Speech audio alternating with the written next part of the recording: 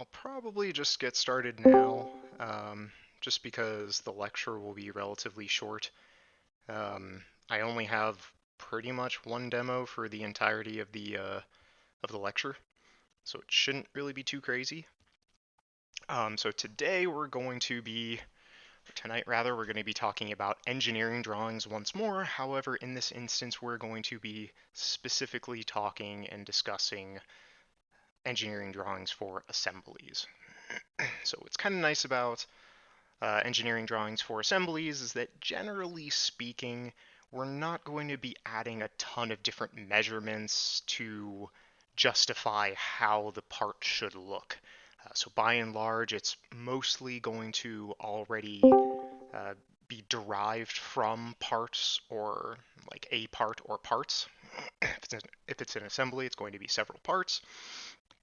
And we'll pretty much just be kind of like the previous week when we first started off with, or not the previous week, but I believe the week before when we were starting off with assemblies. Generally speaking, there are far fewer measurements in those assemblies than there are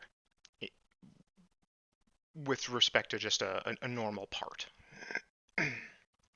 So, let's see. So there's a couple different ways that we can open up assembly drawings. But the first thing that I'm actually going to do is I'm actually just going to assemble what I have here. So I don't think I explicitly did it. I probably should have added the assembly there as well, just because it would have been a little bit nice. Having trouble getting the screws onto the drawing for page 1. Is that for one of the recent homework or in-class assignments?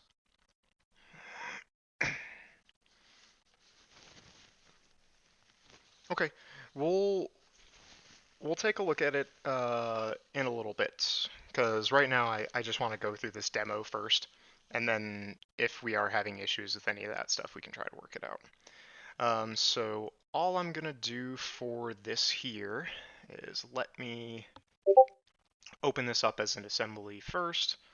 So I'll make an assembly from this part here. I may have already created an assembly for it, but I think I'll just start from scratch because I don't think I uploaded the assembly. I think I just uploaded the parts. So I'll input the rod in here. We'll do the same thing with that washer component. So we'll insert that as well. And then I don't know where the heck it went. So I'm actually just going to get rid of it and reinsert it. And this will be a little bit nice because this can be a good example of just being able to rotate things accordingly in a nice manner. So I want to rotate this about the z-axis, and that looks good. So I'll rotate it like that. And then there is going to be a Hey, hex bolt Ethan. that I add in here. What's up? You're not sharing your screen right now. Oh, jeez. I don't know what I'm doing today, apparently. Cool. All right, there we go. Thanks. I'm losing my mind, apparently. Okay, cool. So now I should be sharing my screen there. So let's see. So I want to pretty much put this washer into that groove. So just a few things that I will do before that. I'm going to mate the outside of this with that outer ring. Let me actually switch this guy over real quick. Oh geez, why is SolidWorks not? There we go. So that's good there. And then I also want to make sure that this is locked against that. I'm actually also going to go back to this concentric and just lock the rotation. So now when I exit out of this, this washer should be fully defined. So I can't move this at all here.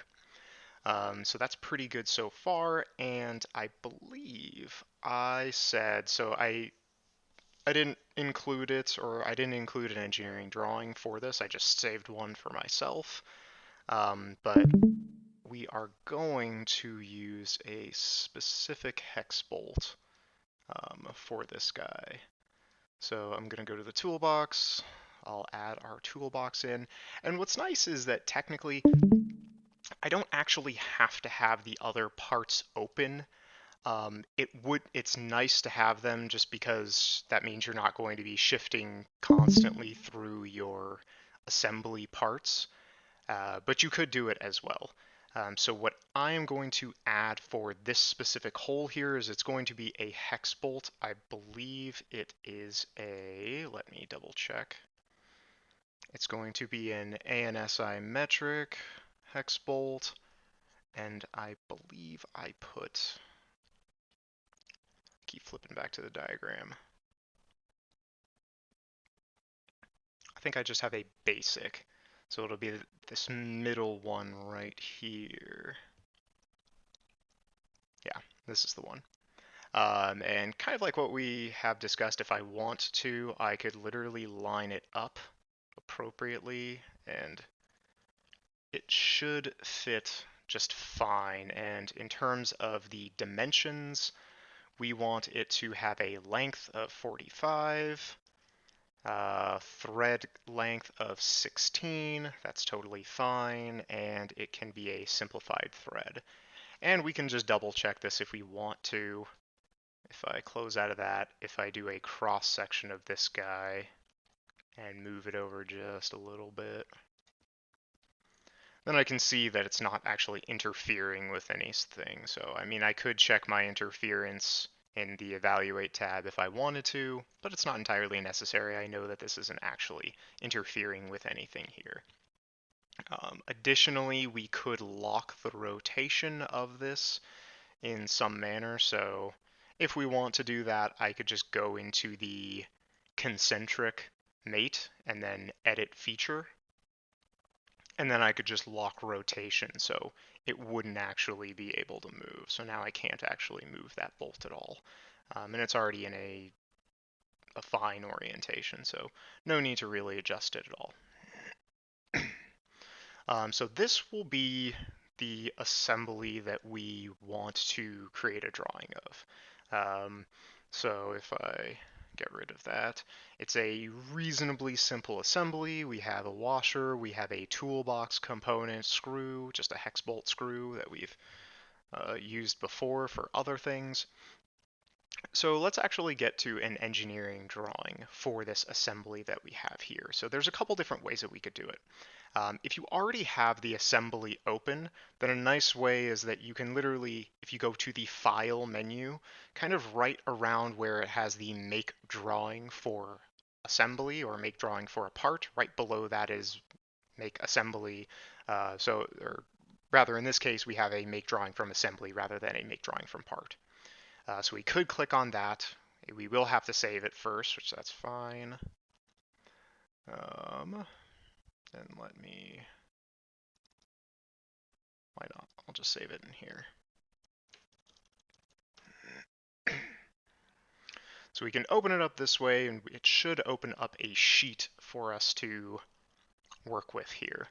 Another way that we could do it is that if we opened up a new sheet, or rather just a new file, and selected drawing, well then from there we would just need to pick the appropriate assembly rather than a specific part. And it should be totally fine.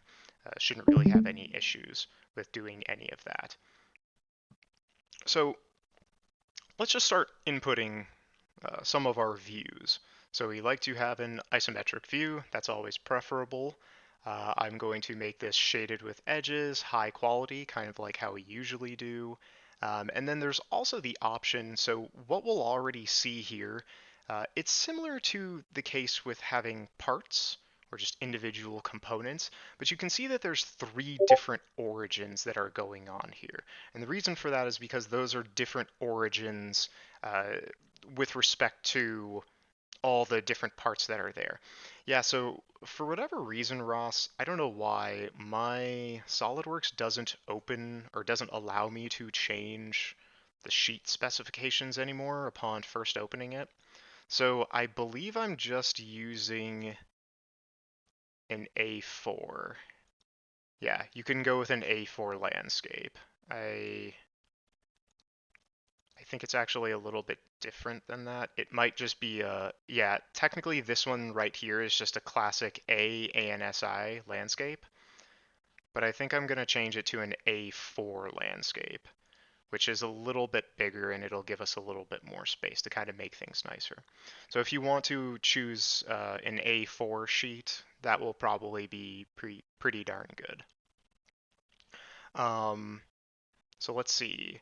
So I don't really like having all these different origins already here. It makes things a little bit trickier to work with. So if we hit this hide and show items drop down, then we can just unselect the view origins. It should be third or fourth from the bottom on the left hand side. It kind of looks like just two arrows pointing 90 degrees from each other.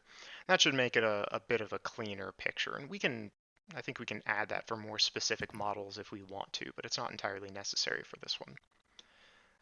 And in addition, this is Hey, also pretty small. What was that, Nick? hey, Ethan. So I was trying to get all of the origins to show up on my drawings like they were in the examples that you gave us. Mm-hmm. And I went up to the eye, selected it, hit origin, blah, blah, blah. Never showed up. Do you know if there's another setting that you're using that makes them visible? It's possible. I would say so. The two options that we have are view origins and also view coordinate systems. I know that they are a little bit different. The I don't know. I think you guys might be able to see it when I. Are you guys able to see it when I click on this eye drop down, or do you not see anything that's actually there?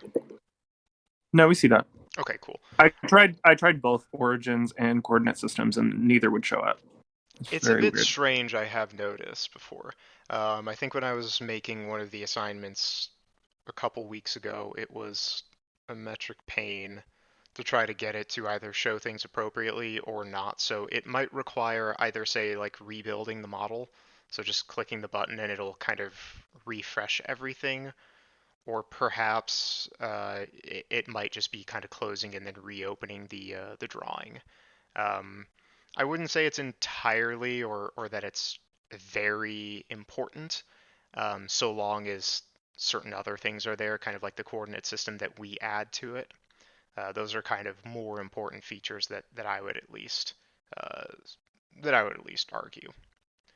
Um, and what I'm actually going to do is I don't particularly like this view because if we're kind of thinking about the orientation of this, it looks like just a simple rod. It doesn't look like there's really anything at all going on there. So I'm actually going to look at kind of how it looks on our coordinate system here.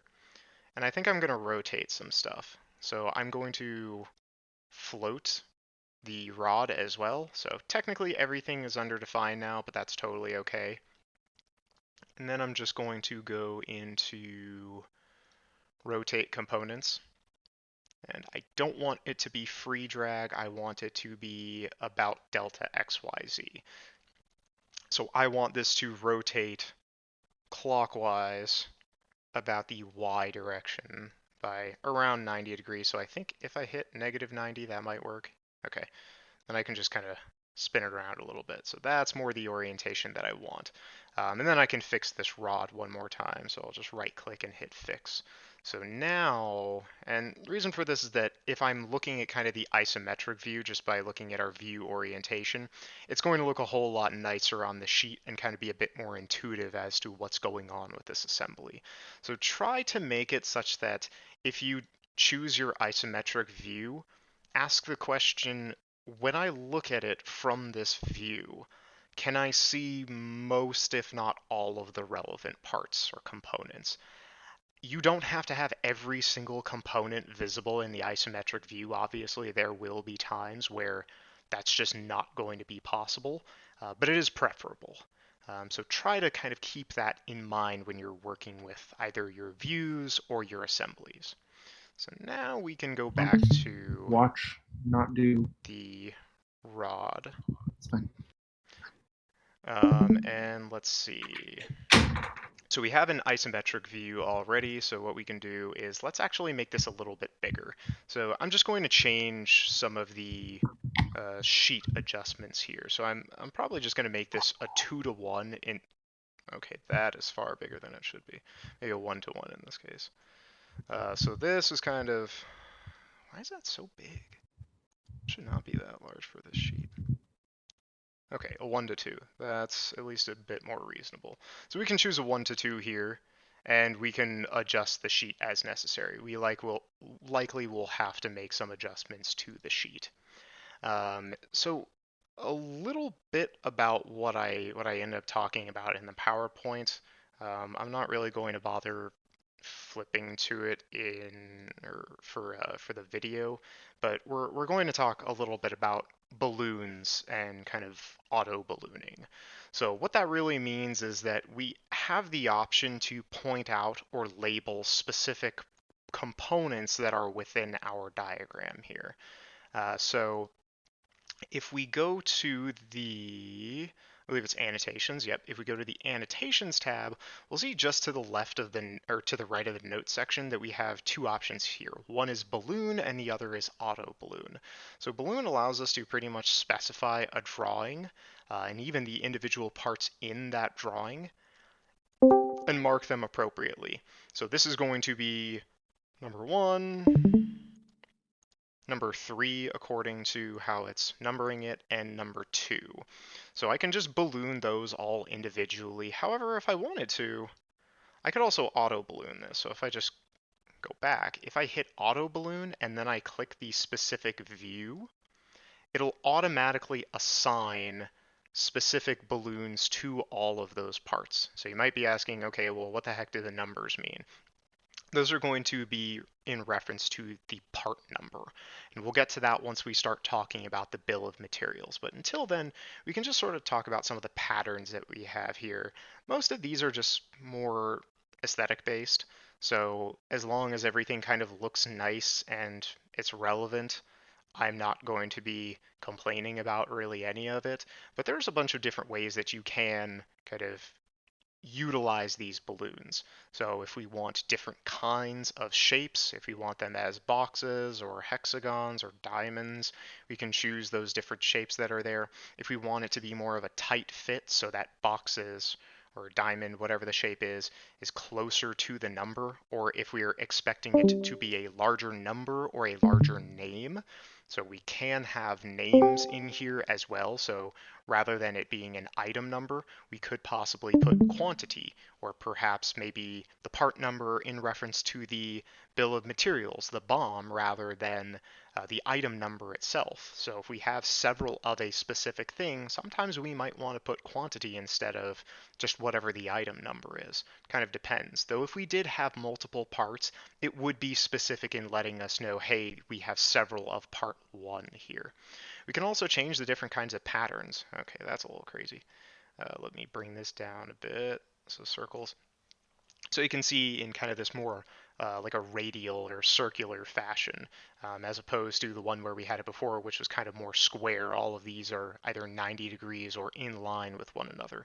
You can have them such that they're all collinear with each other. So this could be nice if you have only a couple parts that are here. However, you do want to be careful if you're working with large assemblies, things that do have way more parts than we might even be messing around with for this class in general. We also have, I mean, some of these I haven't even really played around with, but they're relatively intuitive. You can have all the balloons on the top, on the bottom, to the left, to the right, all of those different possibilities. So whatever works, nothing is really going to be super specified. And then after you've added them, you can kind of move things around. This can kind of magnet to the line so it'll be in line with that other measurement, but it doesn't necessarily have to be. And in addition to that, sometimes it creates lines, or rather it creates arrows and leaders where you might not actually want them to be. So that's totally fine as well.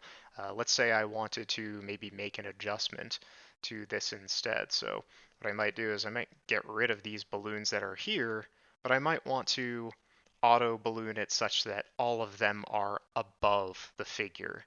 So I can hit OK on that, and then I can technically adjust these things as necessary. In fact, I might even be able to move the line down a bit. And even if you want to, you can just grab one of the arrows, and if you hit it by that little blue box, then you can adjust where it goes. So you can either magnet it to a specific edge or any other kind of reference point that is part of that. So right now, you can't even really see that 1 is referencing the shape itself, or rather the rod itself. So I might rather say I'm just going to take it off, so it has a question mark here, very fancy question mark, and I might just say I want it to be basically along that edge, where it's now directly pointing to it. And now I might say, well, I'm going to move this down a little bit and adjust where it is kind of near the bottom. So now it's at least a little bit more in reference to the washer, as opposed to where it was before. You can even adjust it further. I'm not going to be a stickler about where it goes, so long as it's relatively intuitive what that measurement, or not even measurement, but what that balloon is pointing to. Okay. And there's a whole different kinds of ways that you can balloon your assembly there. So nothing too crazy, as long as generally speaking it has the item number on it, then it'll be relatively intuitive. And the reason that matters is because we're going to be adding something else to our diagram, a couple different things, but one of which being, like I mentioned before, the bill of materials, which is kind of as you might expect it to be, the list of all the different materials or items, parts, components, what have you, are present within the diagram itself. So if we go back to our rod, what we're going to do here now is we're going to add what's called an exploded view. So an exploded view just, I mean, kind of as the name suggests, means that all of the parts are going to be totally not together.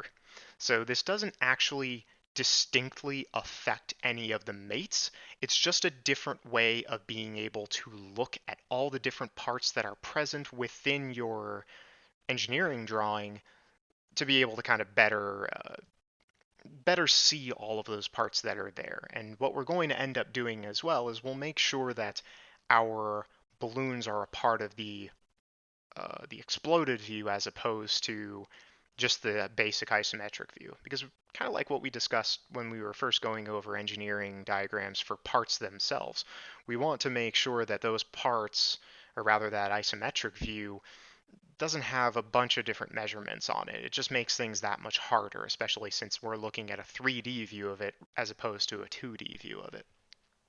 So here's what we're going to do. We're going to now go to the configuration manager. So the configuration manager is just two tabs to the right of our general feature manager. So when we go here, this shows us a default configuration that we can reference. So there's really nothing special about this here, but let's add a configuration. We want to make sure that this stays as the default, but then we have another one that we can utilize. So if we hover over the, in this case, the raw demo configurations, if we right click on it, then we're going to get some options here. The first of which being add configuration. So let's hit add configuration. Now what it's going to do is it's going to pop up another menu where we can put some further details in. So these further details pretty much are just going to be limited to the name and using everything that's here in the bill of materials. So make sure that that's selected, and then we'll just type in a configuration name. We can type in exploded view, or whatever you want to call it, but as long as you're able to distinguish that it is going to be an exploded view.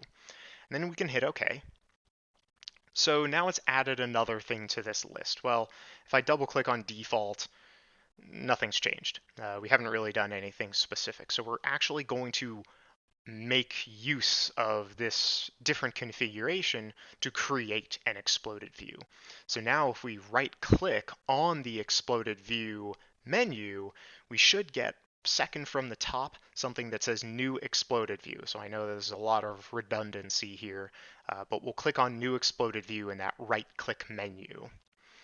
And now we can actually start adding some cool stuff here. So there's a lot going on in this menu, but I'll kind of break it down slowly. In this very first box, this is going to illustrate all of the different steps that are happening as we explode this assembly. So the important thing to note here is that it is going in a series of steps, or rather it can. One of our options is doing it as one component is moving, whether it be in a translational sense, a rotational sense, both at one time, or just kind of one happening and then the other happening directly after that, and then another part moving after. So technically speaking, I could move things in a slightly strange order if I want to. It's not necessary, or I wouldn't say it's desired, but you could do it. The other way is with a radial view. I don't really do this too often, but I believe the idea here is that it pretty much takes all of the parts that are already in your assembly and just shoots them out in different directions, kind of in some respective manner from a central axis. So you can do this. It is a viable method, but the first option, what is it, the regular steps, adds a lot more kind of fluidity to it almost. It adds a lot more kind of control. So we know that this rod itself is fixed, so there's really no reason to even select this. We know that, I mean, it can move around, sure, but we don't have to if that's the idea there. So I'm actually going to go back. I don't want to select the rod, and I'm going to delete it from that component selection. I'm going to click that hex bolt that we used. So you'll notice that the second that I click on it, it's not as if I just clicked on a face. It clicked on the entire thing, the entire component itself. And now we have a coordinate system that is slapped right on it, I presume right at the centroid. Generally speaking, that's where a lot of your locations are going to start from. So I want to move this, and the nice thing here is that I can move this in any of my X, Y, and Z directions, either forward or back. So I'm not saying that it's necessary, but I will tell you it looks a whole lot cooler if you do it as though it were coming apart like you would build it. Kind of the opposite order of how you would build it. So I'm just going to say that this is going to come out completely along the axis of where it should have been inserted. And it tells us that I pulled it out about 97 millimeters. So I'm just going to change this to 100. Why not? Make sure that it's all nice and dandy. And we don't really need to mess with the rotation. There's no need for it to rotate. There's no rotational uh, mates that have been assigned, so it's not entirely necessary to do. And then when I hit done, it kind of locks that explode step. So what I could do if I wanted to, I could move this in another direction. I can kind of move this upward. Perhaps maybe I want to move it 50 millimeters upward. And then maybe I want to also rotate it. Maybe I want to rotate it about the x-axis here. So, I mean, off the top of my head, I don't have a good way of possibly doing that I can think of, but I would probably get rid of this measurement right here. And then you'd want to make sure that you have some sort of axis of rotation to be able to adjust that. Because if I just start adding like a degree to it and I hit add step, it's really just going to rotate it about the central axis. So it doesn't matter. Let's just say it had a 12-degree rotation. Not something that is phenomenal or crazy, but it's just something that we can do if we want to. Another step that we can add. So we have removed the bolt. Let's remove the washer next. So we can do the exact same thing. We can pull this out some amount. And let's just say that this went out about 85 and then done.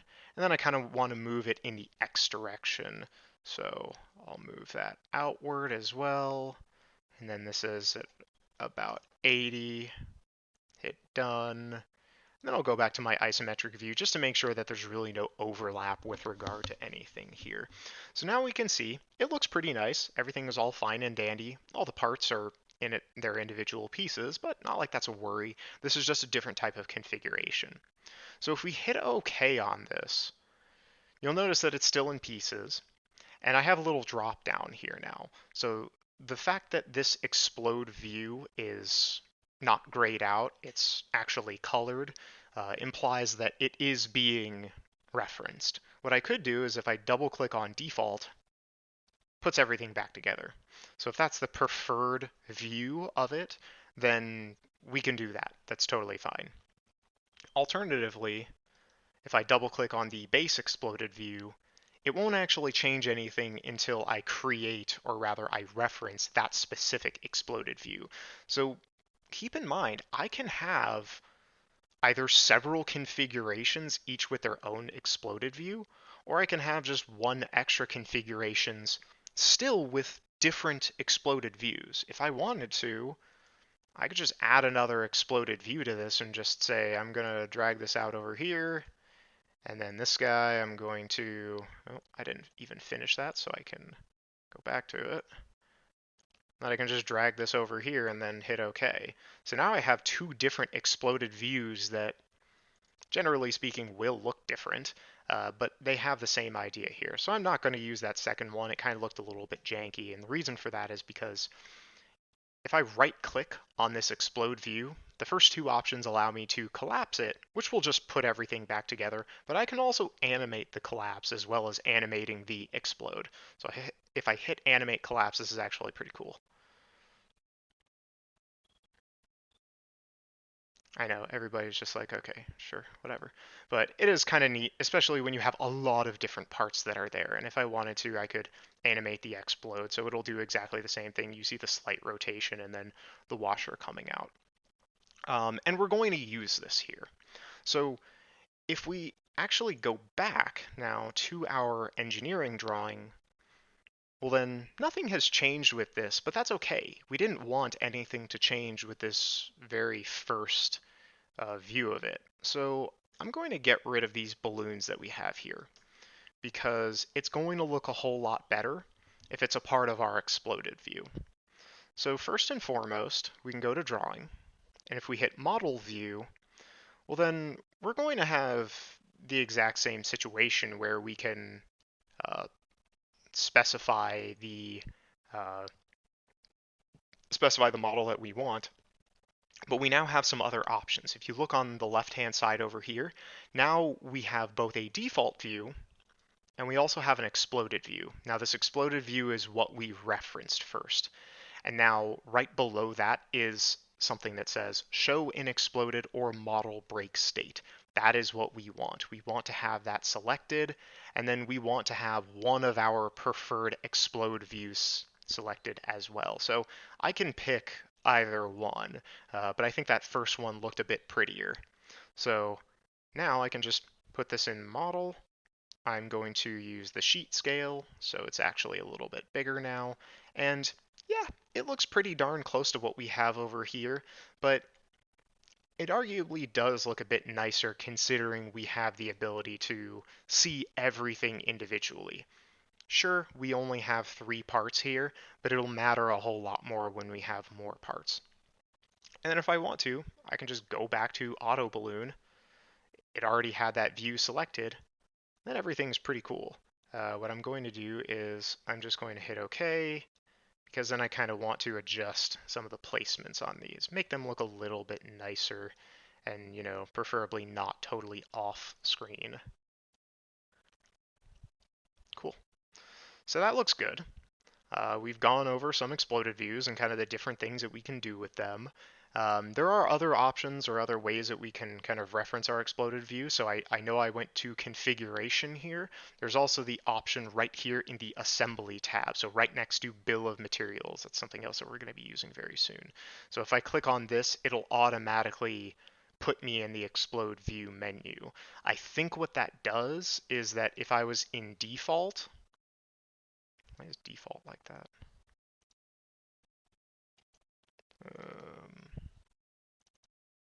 Yeah, there we go.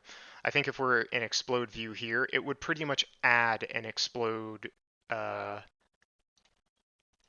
reference to the default. Yeah, so you see that it just basically added another exploded view, but to the default configuration as opposed to the exploded view configuration.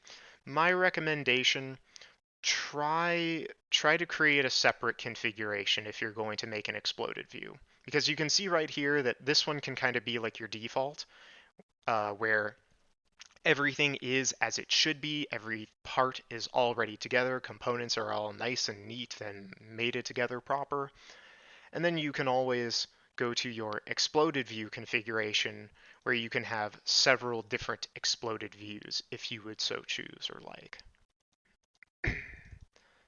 But I'm going to stick with just having one configuration in this point, or at this point, with one exploded view.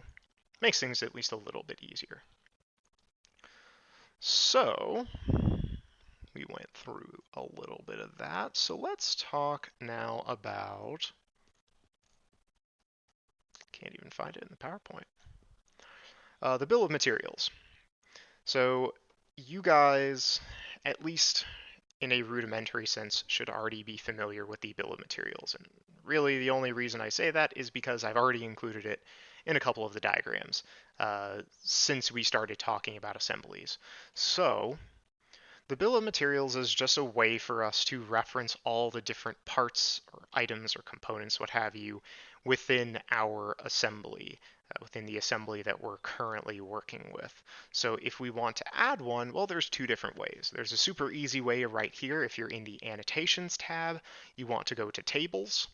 And then third from the top is one that is labeled bill of materials.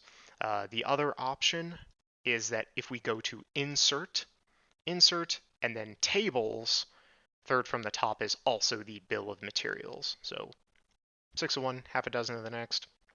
There's different ways that you can get there, but it's all the same. But now it wants us to select a specific view. Now, generally speaking, unless you're dealing with different assemblies in the same drawing, which we're not doing anything large scale, so not only should that not be an issue, but that just sounds really gross. We can really select any view. It doesn't particularly matter. So I'll just select the isometric view just because it's kind of our nice and clean drawing. And then we have some options here on the left. So there is a ton of different stuff here. I'm going to keep it as simple as I possibly can. This, one of our first options here should be bomb type. Just have top level only selected. I'm really not entirely sure what the other two do, but this is just the default. It's nice, it works fine, and then hit OK. So this will allow us to input a table into our diagram. And what's nice is that it kind of snaps to either edges or corners. So it's real nice to have it just in the corner up top over there. And now things probably make at least hopefully a little bit more sense. So if we look at our item number, well, item number 1 is rod demo. I know, great name for just a rod. Item number 2 is the washer. And number 3 is that specific bolt that we used with all the information that's present for it. So the nice thing about this is that everything is already there. So as long as you're, I guess in this case, using SolidWorks or have those conventions readily with you, it's fairly easy just to say, here's the bolt specification that we used, run with it. And that's what we're using for this diagram or assembly. Alrighty. So beyond that, we might want to edit some things on our BOM, on our bill of materials. So you'll see here, this is really not doing a whole lot for us. Having a description tab here really doesn't do anything whatsoever. So we're going to want to play around with this a little bit because item number is good. Part number, I'm really not sure why it says part number. It should say like part name or something, but I mean, heck, if you want to, you can kind of change it to part name, name. You can edit those things. So it's just like a table that you would have in Excel or in Word. So you can adjust it. If you double click on the lines that are there, it'll kind of spread things out. If I adjust those columns, I can do that as well. So if I just, probably not that. If I double click on that edge there, it'll kind of make things look a little bit nicer.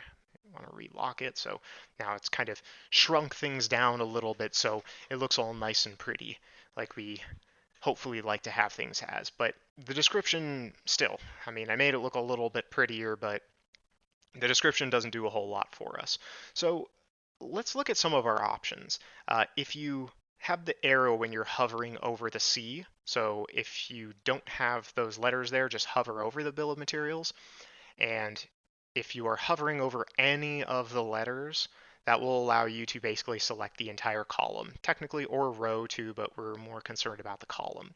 And then you'll see some other details right above. I'm not entirely sure if you guys are able to see it on my side, but I'll try to be as explicit as possible.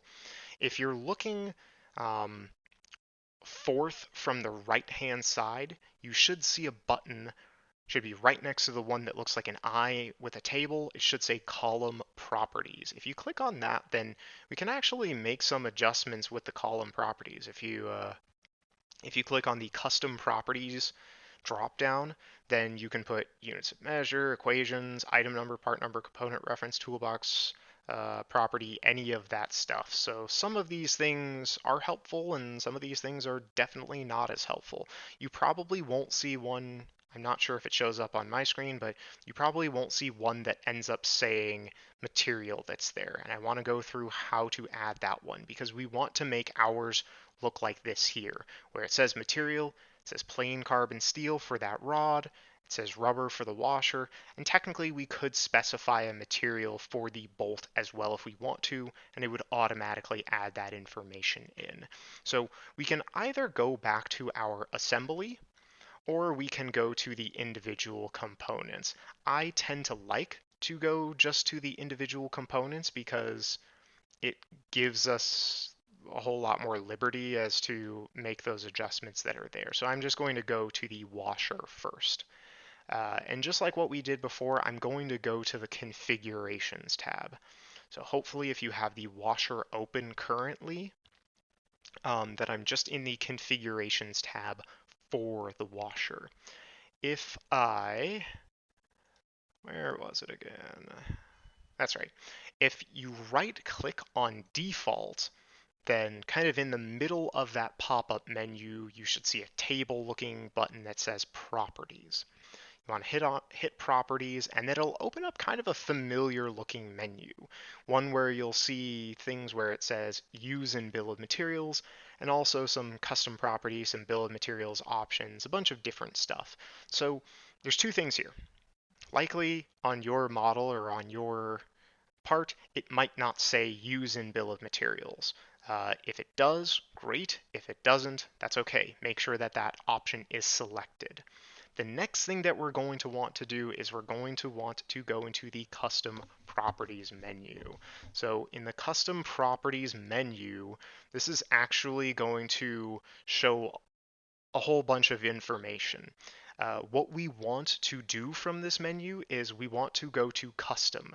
So there's three tabs at the very top. One says summary, one says custom, one says configuration specific. Um, Go to custom, and then in that very first row, we want to add some information to it. So in the very first row, we want to type in the word material. That'll just ensure that it is correctly what it should be. Type should autofill to text. If it doesn't, make sure that it is selected as a text.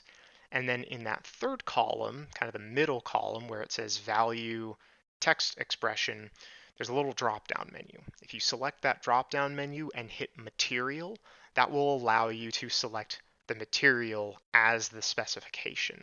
So what the heck does all this stuff mean? Basically what we're doing here, we are adding more information to the bill of materials. We could, if we want to, add other stuff to this as well. If you're looking in that same menu, if you're looking in the drop down for the value slash text expression, you'll see other things there. You'll see mass, density, volume, surface area, cost, center of mass. There's more stuff than you can even count. Not really, but you get the idea.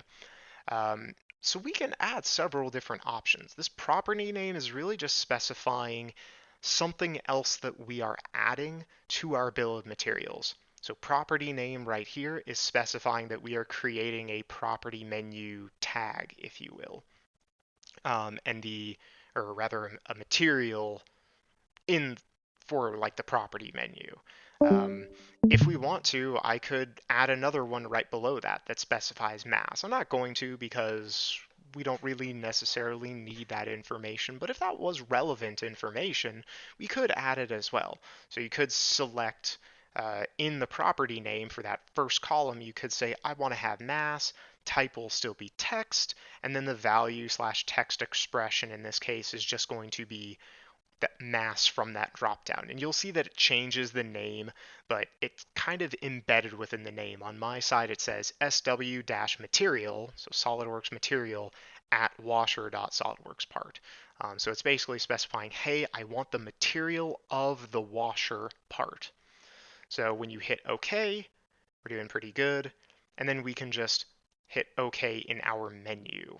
So we will end up doing the exact same thing for our for the rod component as well. So I don't think that, like I said, I don't think that you guys are able to explicitly see it on my screen since it's just another window that's coming up. But the general idea, one more time, just to run through it a second time, is that if we have the rod component open, we want to go to the configuration manager, to the right of our general feature manager. We will right click on the default configuration, hit properties, make sure that use in bill of materials is selected, select custom properties, and then we'll start filling in information specifically in the custom tab. So it typically will open up the configuration specific. We're not after that. We're after everything that's listed in the custom tab. So just like before, we'll make sure that in the property name it says material, type is text, and then the value slash text expression is labeled something along the lines of SolidWorks material at rod demo in this case. And then in the evaluated value, it should specify the material. So for the last one, it was rubber. For this case, it should be plain carbon steel. I'm kind of noticing that there is a possible chance that when I saved some of these parts, maybe those options were already selected. So if they were, that's fine. It'll just be a freebie. But I know some of these steps kind of go back and forth, so that's why I'm trying to be at least a little bit slow with it, because I know that it can be tricky since we're going from the assembly to the drawing, back to the assembly, to the drawing, to the individual components. I want to make sure that I'm hopefully not losing anybody since there's a lot of stuff kind of jumping around here. So once we've got that down, once we've assigned materials for both of those. And what we can do is if we want to, if we go back to our assembly, we should be able to assign a material to the parts themselves. Why the heck are you saying underdefined? I'm not entirely sure why that is. Oh, I just had to rebuild it, so that's fine. Yes, so if you hit the little drop-down menu for the hex bolt, you should be able to edit the material of it. So if we want to, we can just specify this as, I don't know, I'll just put AISI 1020. So it should be one of the first ones that we have there. And we hit close, and it should show up in our drawing as well. If not, then that's totally okay. We can always edit that there as well. So if I want to, I just double click on that, and it'll yell at you. It'll say some stuff about it being in read only, but we can break the link. That's totally fine. Then we would just specify ASI 1020 that's there. And it's in the same text. Nothing to really worry about here. So we're doing pretty good. We can make this look a little bit nicer, kind of consolidate some stuff. We have the item number, the part name, material now, which is very good. That gives us a whole bunch of information. We have quantity as well. If we want, we can specify a title to this. So we can hit note and then just say, I'm going to make this, I don't know, rod assembly. I know uh, very original. Then we can make this just a little bit bigger. And I know it'll try to do this. I just like to hit escape and then drag and drop that into the title. You probably could mess around with some of the edit sheet format. So if you right click kind of middle of the screen, there's an edit sheet format option.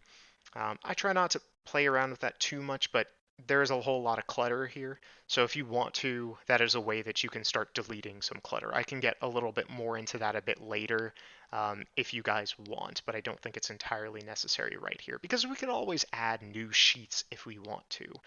Um, I mean, it's only taking up like a couple of kilobytes for saving this as either SolidWorks drawing or even better as a PDF. So it's not breaking the bank by any stretch of the imagination. So I just realized I didn't go into how to make sure that this is the correct material. So if you make sure that you're hovering over, in this case, C, and you left click on it, then it'll highlight the entire column.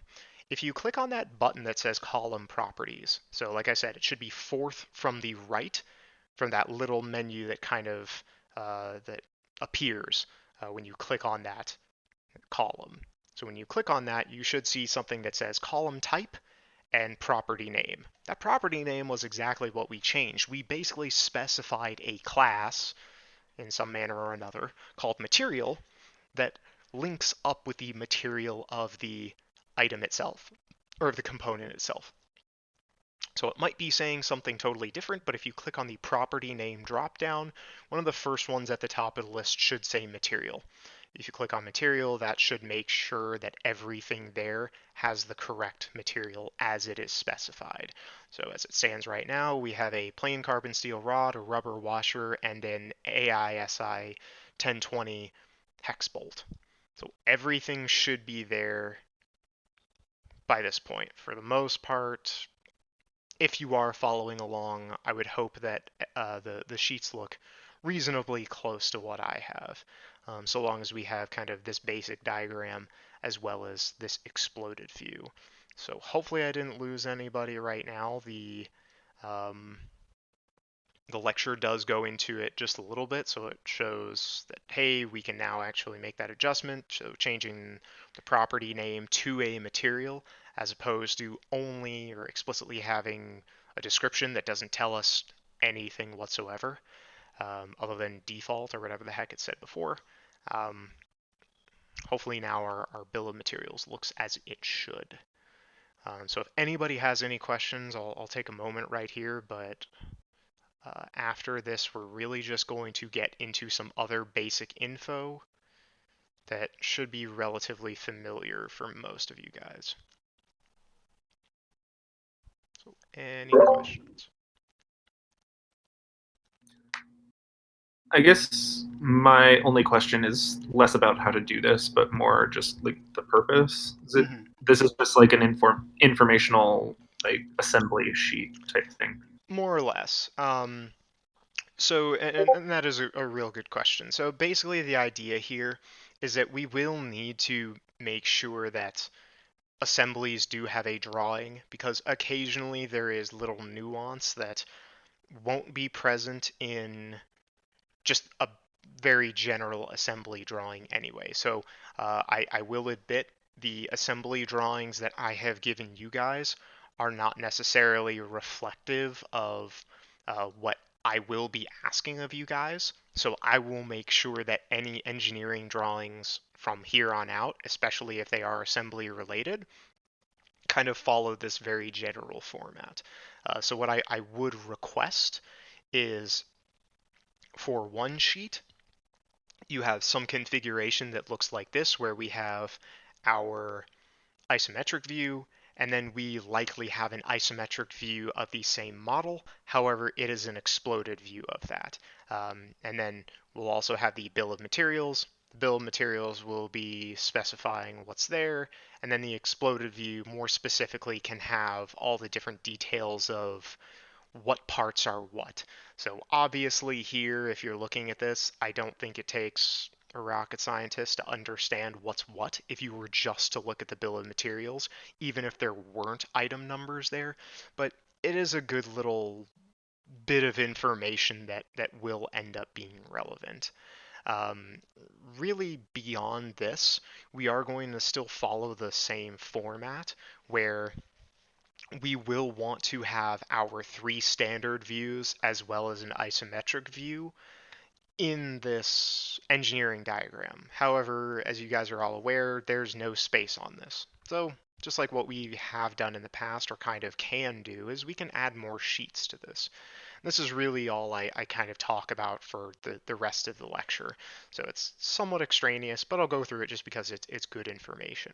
So right next to our sheet 1, we can add a sheet. This should provide a pop-up that should be fairly similar to the sheet properties menu that we first see when we open up sheets, except for me because my SolidWorks is apparently broken, but that's besides the point. So here what we can do is we can just specify either a different sheet format or the exact same one. So I think I said I was using an A4 ANSI landscape. So I will just select that one from the menu and then just hit apply changes. And now you can see kind of like how you'd see it in like, what's it called? Like a PDF or Excel, for instance, you can have multiple sheets. So having multiple sheets is going to be useful when we do have possibly larger assemblies where we might need to say, okay, well, I have all the details about the assembly, but I also want to have all the details about the part or parts, plural. So rather than just having like 6 PDFs where it's like, okay, well, now I need to figure out which one is which part. Hopefully everything is labeled. I can kind of have everything in just one cohesive place and ensure that not only are my assembly drawings here, but my component drawings and specifications and measurements are also present as well. Um, so it's a totally clean new sheet, but there are little things here and there that I can add to the second sheet if I want to. So I'm actually just going to double click on the title and then hit Control C so I can copy it, go back to this other one, and if I create another note, I can just paste it in. So now I have the title on both sheets. It'll be nice to have there because it's not like the title is going to change, and we want to make sure that that's at least being used. And in addition to that, I can start adding some of the views for my assembly here. So I can either use the view palette on the right-hand side, or I can go to drawing and either use model views or the 3 standard views. So if I just select model view, just so I can get my rod demo, and then I will make sure that it's an isometric view. It'll still be default. I don't know why. Oh, there we go. And then I can, if I want to, I can use the sheet scale, which is a bit bigger, and then put it into the specified sheet. This one is a bit bigger. I don't know why this one's bigger, but that one's smaller. Probably some funny business or something. But that's fine. So we do want this one to still be that nice shaded with edges view, high quality, just so that it looks good. And we can make some adjustments. I think this was supposed to be 2:1. Definitely not that. Closer. Just right. I don't know why. I'm just going to change this to 1:2. I thought it said 1:2, but I could just be losing my mind. So we'll have that, and then we can also add our 3 standard views as well. So I'll just, again, I'll select that rod demo. I'll hit OK, and it'll automatically throw those into the sheet. And then I can, again, if I want to, I could use uh, the sheet scale. I might want to choose a slightly different scale just to make sure that there isn't this egregious overlap, which we can do that as well. We can make all sorts of different adjustments if we want to. So if I want, maybe I want it to instead be a custom scale of 1:3. And that kind of reduces it just a little bit. So that makes it look a little bit nicer where now I'm not worried about it overlapping with anything here. So it's kind of hard to tell what's actually going on here. So just like what we would see in a normal drawing, we can start kind of making some little adjustments here and there to be a bit more specific. Perhaps I want to have a section view so I can better understand what's going on with not only the bolt that we put in here, but also the washer. So what I might want to do, I can probably leave that right there. It should be fine. I can do a section view, and I'll change it so that it is horizontal. I can specify this model, and I'll try to make sure that it is right down the middle. Hit OK. And it might give you some other options here to kind of say, hey, if you want to, we can exclude certain things from this section cut, but we don't really want to do that. If we're excluding things, then there's the possibility of there to be some kind of confusion. Like if I exclude fasteners, then we won't even be able to see that bolt that's in there, which I guess it sort of depends on what you're after, but I kind of do want to make sure that everything is visible. So I'm not going to select anything, nothing should be selected here, and then we can hit OK on the menu.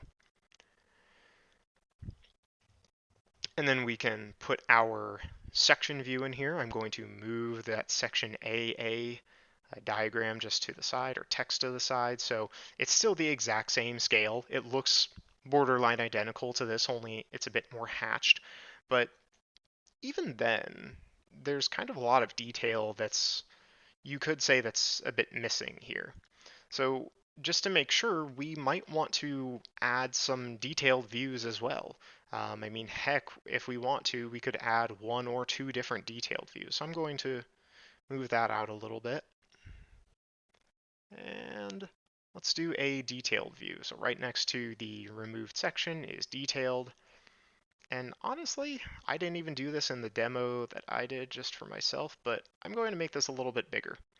Just so not only are you able to see what's going on with the washer, but you're able to see that there is a slight gap there as well. And now I have that, and I might even be inclined to crank up the scale of that a bit more, just because, not that it's a bad diagram, but I wouldn't say it's significantly larger than what we have here. It's approximately double the view. So I'm going to change the scale of this specific guy. Let's see what 1-1 does. Might be too big. No, it's actually pretty good. We could, if we want to, perhaps change it to 2-1, and that would be a bit too aggressive. So let's just keep it as a 2-1, or 1-1, excuse me. And if I want to, some of these little details here and there I wouldn't say are entirely necessary, but you can smart dimension stuff. So if I want to, I can say that there's about a 0.06 inch gap. I could change that to millimeters, and then that's just about 1.5 millimeters. If I want to, I can also specify that between these two right here, it should be approximately 1.5 millimeters. I don't know why it shot it out into infinity and beyond. And then I can make these look all nice if I want to. So I can go to my leaders, I can do custom text position and choose the middle option so that it's actually horizontal. I can click on some of these other buttons here. So when you have this kind of horizontal leader for a horizontal measurement, or I guess you almost could say a vertical measurement, if you click on this, it'll just throw that measurement back and forth. So that's a little, giving you a little bit more control over how a lot of these things look here. And that's really about it in terms of this diagram here. If we want to, we could add a center of mass as well. So it wouldn't be any different than how we did it for some of the previous assemblies. In terms of making it look all nice and pretty, it tends to be a bit of a pain, just because adding those arrows can be terrible. What I'll typically do is I'll make sure that there's some sort of reference point that's right on that isometric drawing, and then I'll just use note leaders. So if I specify a note, actually let me go back to that. So if I go to annotation notes, and then if I select this one right here, so just a basic leader, then it'll at least give me an arrow that I can just kind of click in place, and then it will try to add a box there. I know that there's some other options where you can prevent it from having any sort of text box there. I don't think that's the option. I need to remember what I actually did. I think what you can do is, I think you might be able to not do that. I keep forgetting how I actually do that part. So I wouldn't say it's a huge deal that you add that there. So if you, yeah, I think if you do something like this. Yeah, so I just hit space just so that it would be an empty space there. And then you can actually manipulate this line however you want. So I can adjust the endpoint, like the end or the beginning, kind of like a vector almost. So let's just do that, kind of like how you've done it in the past. Let's actually add a coordinate system to our original model, and then we'll try to find the center of mass, just to kind of add a little bit more to our engineering drawing.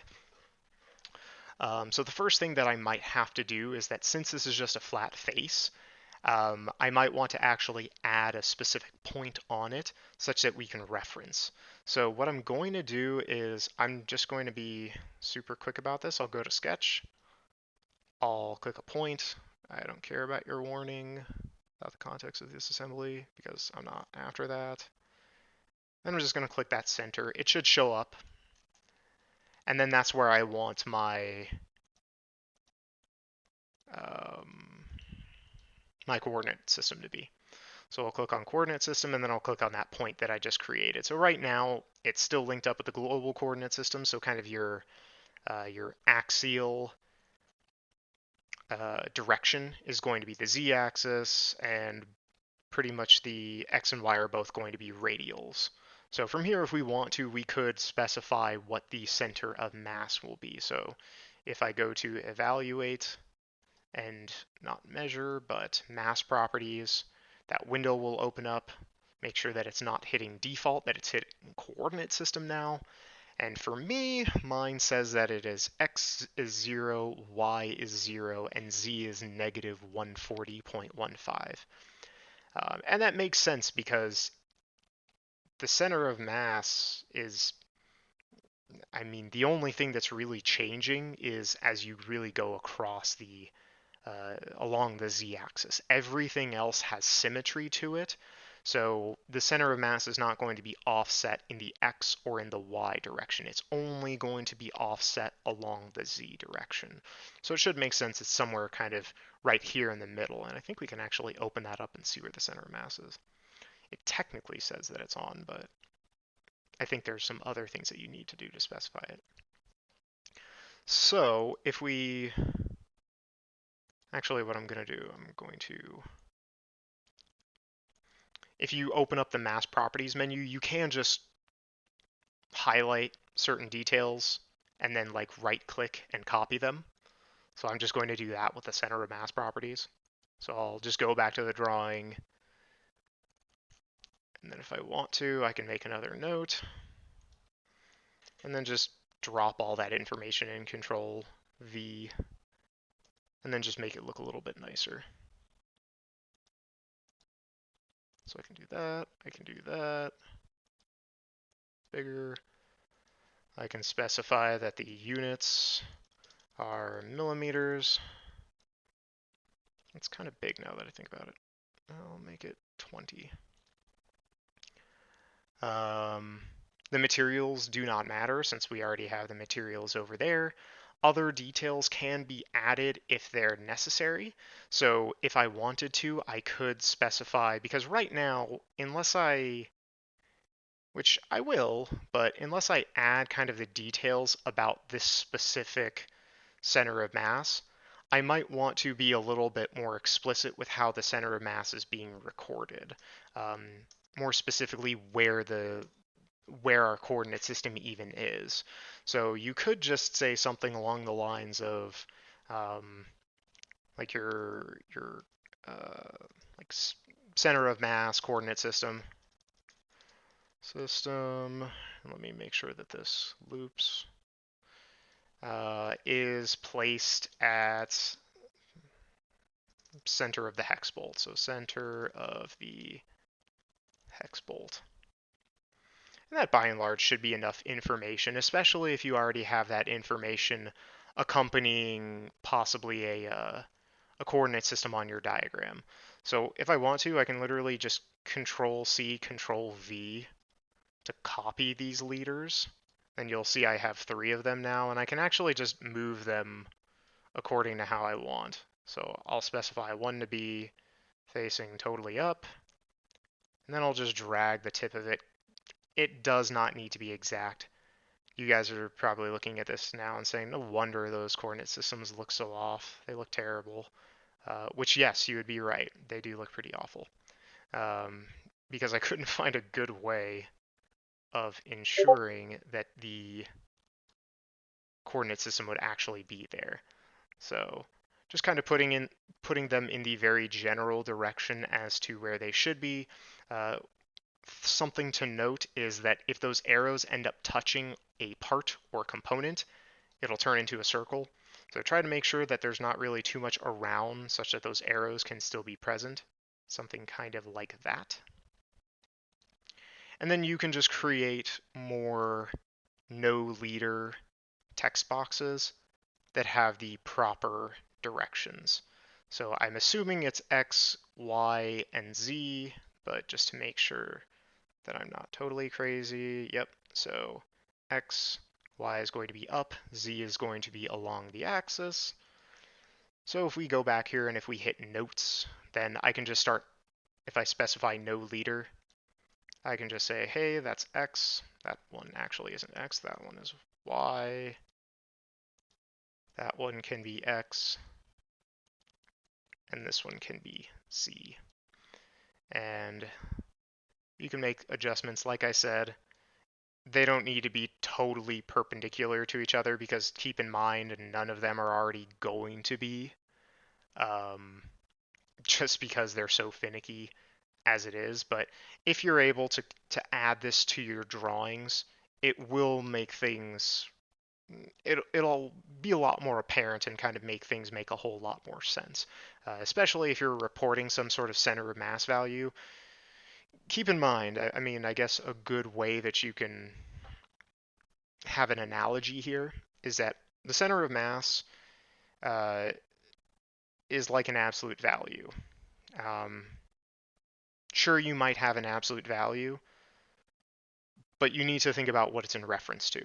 Absolute value is always in reference to 0. Similarly, the center of mass has to be in reference to wherever you're placing your coordinate system. So if I just choose the default coordinate system, I'll be honest, I have absolutely no idea where the heck the default coordinate system is in the original model. It's hard to say, and it doesn't show up like readily apparent. I think if you, yeah, so literally if I show the global coordinate system or show origins, then it's only going to show origins of each of the individual parts in the coordinate system that we placed in. It's not going to show any global coordinate system, I don't think. So we always want to make sure that if we are adding a separate coordinate system, then it'll give us a bit more idea as to the center of mass. When would the coordinate system be needed per se? In terms of just generally speaking, why the heck we even need it, that is a good question. I'd probably have to get back to you on that. But I guess you could generally just think of it as a good reference point. Um, it's also a good way to kind of cross-check your geometry. Because let's say I make something or I make an assembly from scratch, and then one of you guys makes an assembly from scratch, and you want to kind of make sure or ensure that everything is as it should be, then you want to check certain things that could be similar between your model and my model. So if I give or if I record a certain center of mass, uh, from a specific reference point, then it's a good way for you guys to be able to ensure that your diagram, or not even your diagram, but rather your assembly is as it should be. Kind of the same thing as how I would harp on like adding the material and making sure that the making sure that the mass of the material was correct, or rather reasonably close. If it's off by like 2, 3, 4 pounds or something like that, then you know for sure that something's up. Obviously, grams are going to be a little bit more precise. So if you're off by like half a gram or a gram, who cares? It's not going to be that significant. But if you're off by like a magnitude or like 10 grams or like a couple pounds, then you can definitely say, what the heck is going on here? Something isn't right. So that center of mass is just a good way to kind of cross-reference certain things, just like how looking at what the mass would be for an individual component can also be helpful. Um, so I think the very last thing, let me just make sure I'm not going crazy, is so we went over adding more sheets. Okay, yes. So I already made a note of this in the server. However, I think I figured out, and maybe, like I said, maybe this is just totally old news by this point, and you guys figured it out before me. It's totally possible. But I figured out why people were having that specific issue from last week where it was saying that like the document library was invalid. Basically, what was happening for God knows what reason, when people were saving their assemblies, it was saving them as an analysis library. So if you go to save your assembly, yeah. So save as. If you go to save your assembly in the save as type section right below the file name, it should say, in most instances, it should say SolidWorks Assembly. If you click on that dropdown, the item right above that is called SolidWorks Analysis Library. I have a very vague idea as to what that even is. I can tell you, though, that is not what we are after. One good way of kind of being able to note that that's what also happened is that when you look at the file in your File Explorer on your computer, the little graphic for it, I think for most of you guys, you may have noticed by this point, but I would assume for most of you guys, uh, they'll show kind of like a little, like really terrible looking thumbnail of what uh, the part or the component should look like. It would be just a totally white box if you chose the analysis library, and it would have that SLD ALA SM extension on the name itself rather than being just in the file type. So we don't want to use that one. So always make sure that whatever you're doing, if you are saving your assembly, it's saved as a SolidWorks assembly as opposed to that analysis library. I have no idea why it does that, because even I had a couple instances where I would save a file. It totally should have been saved as a assembly, and it would just immediately save it as an analysis library. So I couldn't tell you why that is. It's just a symptom of a potential bug or something. So always make sure that you have that assembly selected, and then you'll make sure that you can save that file properly. If that is the case, you guys should be able to use, God, shut up.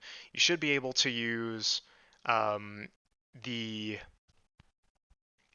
the pack and go correctly. Um, so, and I think there was a little pop-up there when I saved this assembly saying something about the bolt itself. Try not to mess around with like the bolt files themselves. Most of them are read only for a reason, just because we want to make sure that we're not screwing up our libraries, since those are important and we are going to be using them from time to time.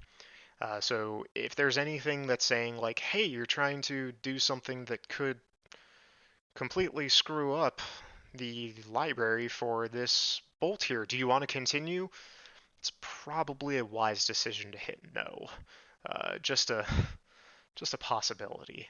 Um, I only noticed that because I got that pop up here just a second ago. But now what we can do is if we go to File and go to our Pack and Go option, we can pack up all this stuff.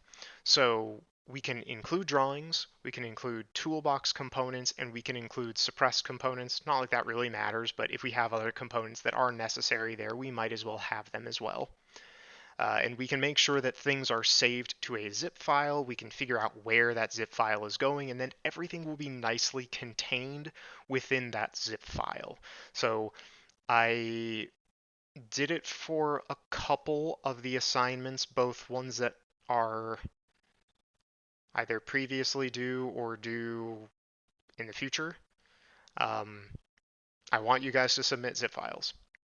So whatever you're doing, if you're uploading a drawing, or rather if the intent of that um, assignment was to make a drawing for either a part or something of the sort, I would like for you to re-upload it as a zip file using the pack and go. And the reason for that is because if I just get a drawing, or heck, if I even just get an assembly, if I don't have the parts, that assembly or that drawing is not going to open. I promise you that. You can try it. So if you are ever feeling in the mood to try it out, create an assembly, delete all the parts, and then try to open the assembly. That assembly is calling those parts. So anything that happens to a SolidWorks component is going to make some sort of adjustment, which would create a necessary rebuild in the assembly itself. So you always, always, always want to make sure that you're using pack and go or zipping everything up appropriately. If you, I mean, we are getting to a point where everything must be included.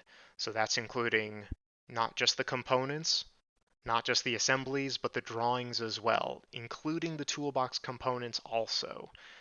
So all of those things are necessary. That's what's so, for lack of a better term, powerful about using this pack and go function. And that's why I really wanted to get it to work. And I think this little thing that I had found out about the whole analysis library deal will ensure that it can work. So that's hopefully where I want everything to go now. I want to make sure that everybody is at least able to use that. Because if not, it could make things very difficult going forward, in the sense that you might have some parts that are relevant, but there's probably also some toolbox components that you may have needed or used, but because pack and go isn't working, you can't pack those up as well, and now they're technically in the assembly, but they're not in the assembly if I open it, because there's a possibility of it saying, hey, it's trying to reference this thing. I don't really necessarily know what it is, but it's not here. So always try to make sure to use that pack and go. It'll ensure that we're able to have everything all collectively in one place. So you can either save it as a folder and then zip it up and submit it to Canvas, or you could just create a zip file with everything included in there and then submit that zip file. I'm not really going to be too crazy about the name or any naming conventions, just because when I download your guys' submissions, it already gives me the name of each individual one. So either way, so long as you're just making sure that everything is a zip file. Um, do I have anything else? That is the question. No. Nope, I have no other pressing information, at least with regard to all this stuff. So in terms of the in-class assignment and the homework, um, both of them, kind of just like what I was harping on like 30 seconds ago, longer than that, but you get the idea. I want there to be the components, I want the assembly, and I want the drawing. And I would like it if you guys could, everyone should be able to, but I would like it if you guys could, to use the pack and go. I will ask you to submit a zip file if it is not submitted as a zip file. Um, and that's not an excuse to just have the drawing in the zip file. I want everything in the zip file. Because if everything isn't there, I'm not going to be able to open it properly, and then I can't grade your stuff effectively, rather at all. So that stuff will be due next week. I think I need to check because I did it today and I can't even remember. I think the in-class assignment is due on Saturday. I want to say Saturday. 7th? Yes. So the in-class assignment for today's lecture is due on Saturday. The homework is going to be due on the 13th, so a week from tomorrow evening. Um, Technically, you guys still have a little bit of time on the homework from last week as well. So homework 7 is not due tonight. It's due this coming Saturday as well. So I just wanted to clarify that just to make sure that anybody who may have been fretting about it has that information apparent. I'm not seeing too much or too many submissions for homework 7, so ask away, guys. I don't want people to just be skimping out on that because now that we're adding more stuff to what I am expecting of you, y'all might be seeing it if you're taking a look at kind of the number of points, but the number of points for every assignment, whether it be a homework or an in-class assignment, is increasing because there's more stuff to kind of be grading you on for some of them. Specifically the ones where I asked you guys to create stuff and then make the drawings for it. So I don't want you guys to be just skimping out on that because it is important. And I don't want you to be losing more points just because you didn't understand it. Talk to me about it. I think there was a question. So Matt, that's right. You had a question earlier, and that was about the in-class assignment for tonight. I don't know if you're still having that issue, but if you are, we can discuss it now. And anybody else that has any other discussions as well, we can kind of talk about that stuff. Could you walk us through how to make the bill of materials on our drawings again? I know you showed us, but now that I'm looking for it, I can't find it. Sure. Yeah. So I will do it for this second sheet. Better yet, I'll do it for the second sheet just because it's already on the very first one. So there's two different ways that you can do it. If you're looking at this top bar where you have file, edit, yada yada, if you just go to insert and then it should be like fourth from the top, it says tables. When you go third from the top in that submenu, it should say bill of materials. The other option is that still if you're in like the annotation tab, you can just hit tables on the far right of the menu and then it'll still be third from the top labeled bill of materials. It basically just looks like kind of like almost like an Excel table with an assembly part next to it. And that's specific just because you're not going to need a bill of materials for a single component. So when you click on that, it will ask you to select a specific drawing view. So since we're only after one assembly here, you can pretty much click on any of these. It'll give you a whole lot of details on the left-hand side. Majority of these things are really not necessary to play around with. I don't even know what some of them entail, so I don't want to mess with them. But just make sure that in terms of the bomb type, it has top level only, and then you can just hit OK. So after that, it'll allow you to add in the bill of materials here. I'm just going to add it up here, but it will be able to snap to either corners or edges or technically like other stuff.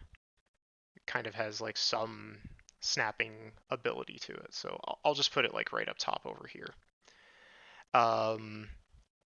In terms of the content of the bill of materials, generally the more important things that you're going to want are going to be item number, which is already there, part number, which isn't really a number. If you want, you can just change it to name. So I can just change this to, I keep forgetting it's all caps, name. I would change description to something else and leave quantity as is. But in terms of what to really have for description, I don't think you guys are able to see it on my side, but when you click on one of the letters on the table, so one of the column letters, you should see a little thing that hovers above it. So it gives like a lot of details about like the alignment, rotating things, equations, like the size of the font. You're going to want to look on the far right, and then the option that I chose for it, which is pretty much going to be the same for you guys, will be the one that's labeled column properties. So like I said, it should be, there's a fourth option here that's technically grayed out, so I am including that one, but out of the three that are highlighted, it's the one that's closest inward. It should say column properties when you hover over it. And when you select on column properties, it should say something that says column type, which we can leave as is, but property name. Now, property name relates back to what we were doing earlier about selecting the specific material for each of the individual items. So if we've already done that for a specific assembly and for the specific parts, then we just need to hit material and it'll already apply all the materials for those individual components as necessary. Then we can just click out of it and everything will be pretty much all good. You can probably change the details for the hex bolt like in here, but like in the assembly just to make sure that it has that selected, but I'll be honest, I don't really know how. I think what you would just need to do is maybe select just, no, we did that before. Not entirely sure. There's a lot of little nuance here and there to the toolbox parts that don't really work effectively. Um, but I mean, you can fill in all this information on your own, but it's a little bit easier if you add that information already right there, or else you'll have to do it pretty much for every single table, um, and then having kind of that material, what's it called, like the material property name is helpful to have just because it ensures that first of all you know that you can add other properties because otherwise you'd have to add things like mass or density or material by hand. It's just a way that you can create a property name and be able to assign those things immediately. So if I just double click on this selection, it's just going to come up with something that says cell value is linked to a property in a read-only external model. Do you want to break the link and override the value in the bill of materials? I just hit yes because it'll allow me to edit that space, and then I can just put the AISI 1020. It might try to yell at you regarding how you're trying to change things for the read-only file when you try to save it. Just say that you don't want to change anything with regard to the read-only file. Um, did you understand stuff, or did you kind of see stuff with how we were making sure that the property name material showed up, or do you want to go through that as well? Yeah, if we could do a Okay. quick Yeah. rerun of that too. Yeah, sure. Thank you. Yeah, so all I did for that is that you do want to have your individual components open separately so that the parts themselves open in other SolidWorks tabs. Um, it, it's just a way for you to be able to make that adjustment for that material or for that component, and then be able to just immediately hop back to your drawing and it'll automatically populate that stuff. So if I go into the configuration manager, so it's the third from the left, uh, two down from the feature manager, we'll see configurations, pretty similar to how we did the explode view. If we right click on default, we should get a little pop-up menu. We're after the one that says properties. So it should be right in the middle with a little like table symbol on the left. It probably makes a little bit more sense if you're looking at the PowerPoint, which I don't have up anymore, but if you have it on Canvas, it would be slide if you want to go to it. It'll be slide 10. So right here, this is pretty similar to what we've seen before, where you have a little button that allows us to use this in the bill of materials, we want to have that clicked, and then we want to hit custom properties. Hitting custom properties is going to open up a summary information window. We're only going to be messing around with just a little bit of this stuff.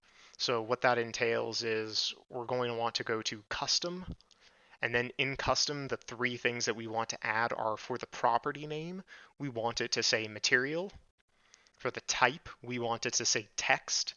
And from that value/text expression dropdown, select material. It should be the very first option. If I slapped an S onto the property name material, it would literally just create two property names for my bomb. So it would create one that's called material and one that's called materials. Um, they'd be totally the same. They would just be labeled different. So I don't even know if I'm saying this correctly in kind of like a coding perspective. So if anybody does know code better than I do, which is probably anybody who codes, you could think of it almost like a class or something, where you have one umbrella idea or a name for something, and then you have other things that are listed below that. So you have the material, and then there's several different types of materials. So we want to pretty much put everything related to all of our material properties in a material folder or class, if you will. And that's what we're doing for each of the individual components. So once we've specified a property name, a type, and a value/text expression, we can just hit OK, get out of the configuration properties, and do the exact same thing for the rod. And if you want to check to see if it worked, you can go back to your drawing. And then if you go back to that column properties option, from the property name dropdown, you should see material at the top of the list. So they're organized by alphabetically, so M is going to come before S, as the rest of those ones do. So you would just have material as the very first option from your dropdown, and then it would immediately say, okay, this column is explicitly related to materials. Any materials that I know of are going to be populated in this column, and it's only going to know those materials if we reference them the way that we just did. So we would have to go through that process for all of our parts just to make sure that they're all there. That is assuming that we don't want to add the material by hand. The reason that this even matters is because if I want to, if I go back to the washer, I could add even more stuff. So I go back to custom properties, and now in the custom tab, I'm going to create a new property name. Let's say we wanted to know what the mass is. So I'm going to make a property name mass. The text in this case, I assume, will just be a number rather than a text. And then from the drop down, I'm going to select mass, so the second option. Okay, so it says invalid value entered for type number. So maybe we don't want to have it as number, maybe we want it as text. Okay, cool. So when you hit mass as the property name, text as the type, and mass as the value/text option, for me it says that the evaluated value is 3, and I assume 3 grams. And we can check this if we go to our evaluate tab and then hit mass properties. Well, would you look at that? It tells us that it's 3 grams. And I can do this exact same thing with the rod as well. So if I go back there, I go to properties, custom, mass, mass. And then for that rod, it's going to be around 3,700 grams. Hit OK. If I go back to the, click out of that. If I go back to the drawing, I can add another column, I assume. I mean, if I want to, I can just say, I don't know how, but I'm sure I'll find a way. So yeah, if you right click on it, you can hit insert to the right, and then I can do property name mass instead. So now, not only do I have the material that's given, but I have the mass that's given as well.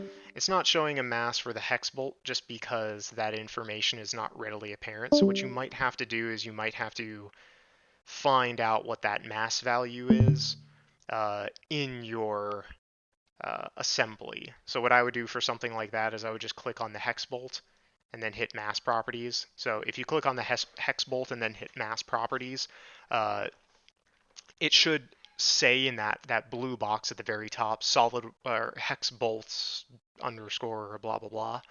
And it gives, for me personally, it gives a mass of just about a little over 8.5 grams, so 8.3 grams. So I could just go here and I can say, hey, I want this to be, yeah, stop yelling. I want this to be 8.53 grams. And there we go. So we were able to populate even more. So it's it's not something that you couldn't do by hand, but it's a way to be able to say, if I'm going to add a bomb to several sheets, I'm going to want that information there. Because if I add it for several sheets, then that means that I'm going to have to input that information for every single one. I might be able to copy and paste, I'm not entirely sure, but it's a cool way that you can just set those things in stone for those individual components. And should you need to add a bomb for components that you did that for, all that information's already right there. It's a good way of being able to say, I don't even need to screw around. I don't need to go to my assembly and check the mass properties of each individual thing. I can just add a column, ensure that it's mass properties, and then we're good to go. So that's kind of the entire reason that we were even doing that to begin with. Anything else? So this last one is kind of a silly question. On the class assignment, there's no material listed for the hex screw. Do you want us to list a material or just leave it blank? You can leave it blank. I didn't specify one. It's not going to make any significant deal, just because it's smaller. So I'm not worried about it. So you don't necessarily have to add anything there.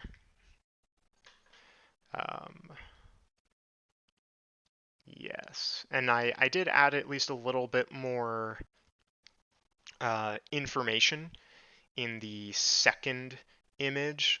So hopefully it should be a little bit more intuitive as to what's going on with that, with the yoke. So the yoke is still technically, if you guys have already done it, I personally don't care if you just use that same assembly. Just make sure that you're using the pack and go, and just make sure that in that second sheet of the drawing, it looks the same. So just make sure that from that back hex bolt, it's 12 millimeters away. You still have a measurement of 77 between the two vertical surfaces of the hex bolts that are there.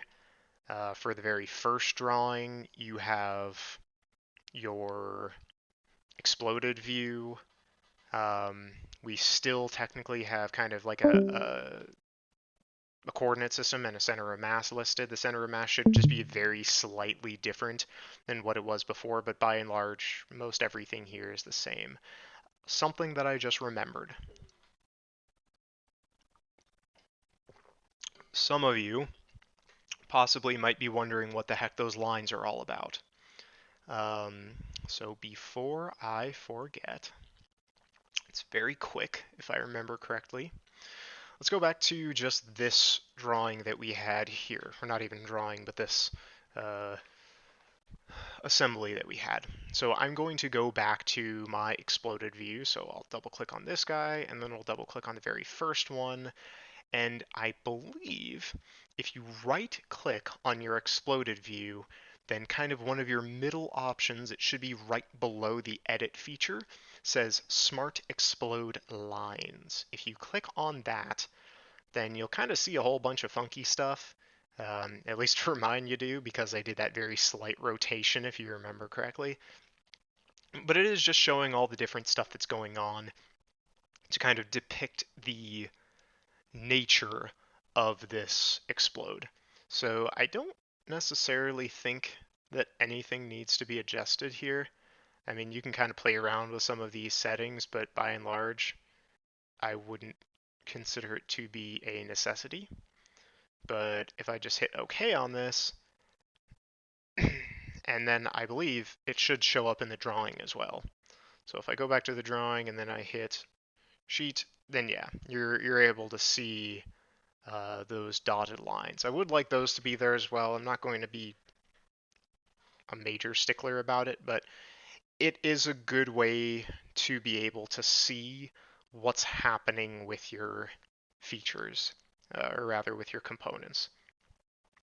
So this is basically implying if I'm only looking at this sheet, it's telling me that this is moving such that the center of this washer aligns with the center of the rod, and then one would assume, at least if you're taking a look at the other picture here, that it's moving inward such that it lines up nice and flush up against that groove.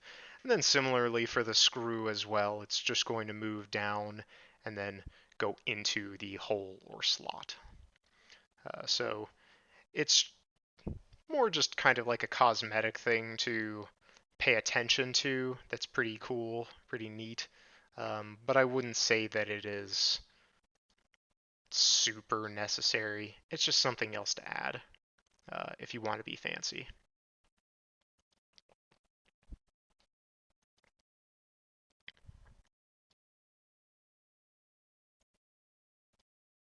That's wacky. Apparently those are considered sketches. Today I learned.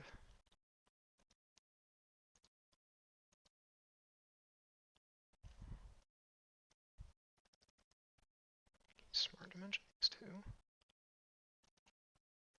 No. Interesting.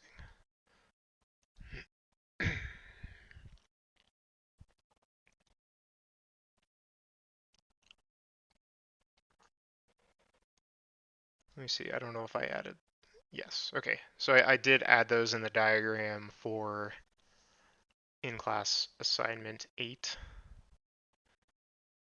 And I assume they're probably added on the homework as well.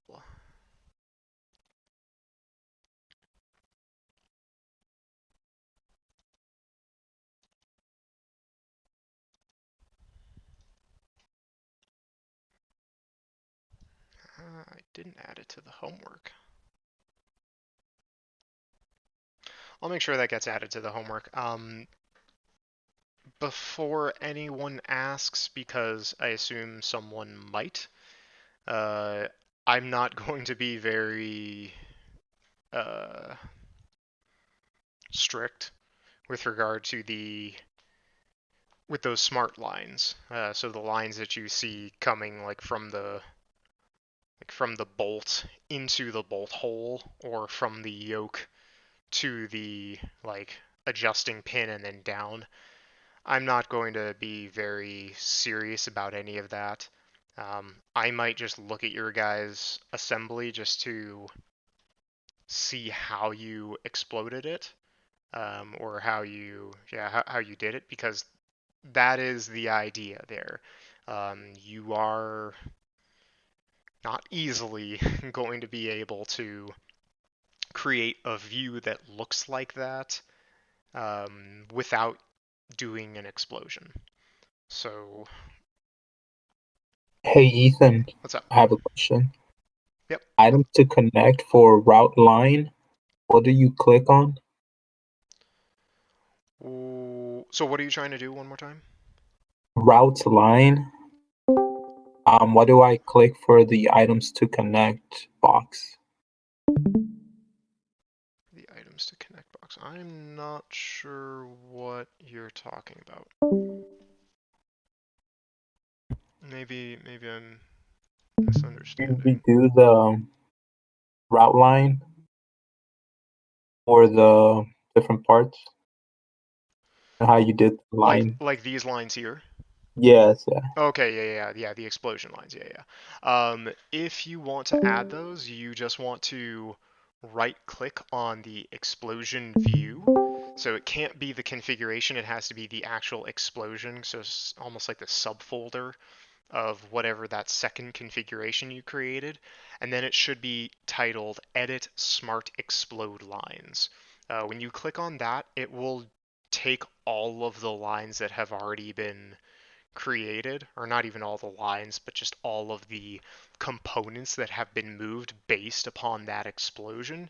And then it'll just give a very basic understanding of what those explode lines will look like. So, by and large, as long as your explosion is what it should be, um, all of those should be static. If I start adjusting things, so if I create those explode lines, and then I happen to add another step where this screw moves backwards a bit, then, I mean, not only it's kind of throwing stuff a little bit out of whack here anyway. So I don't even know if this is going to work correct. It did, but the explode lines were just a bit strange. Yeah, so for if you make any adjustments, what I would do is I would just go back to edit like those smart lines and see if you could play around with them. But I try to add any of those. There we go. So I try to add any of those lines or those smart explode lines once I know that my explosion is what I want it to be. And then it'll make any sort of necessary adjustments on the sheet as well.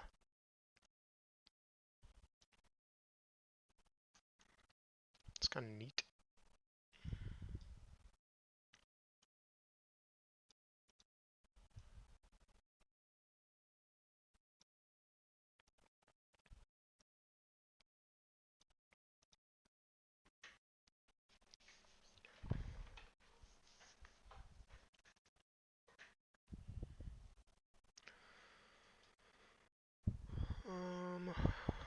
Let's see.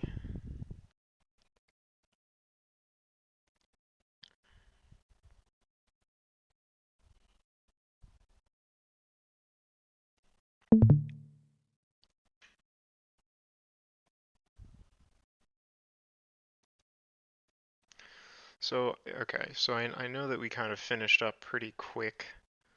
So a good handful of people have already left, which is fine. Um,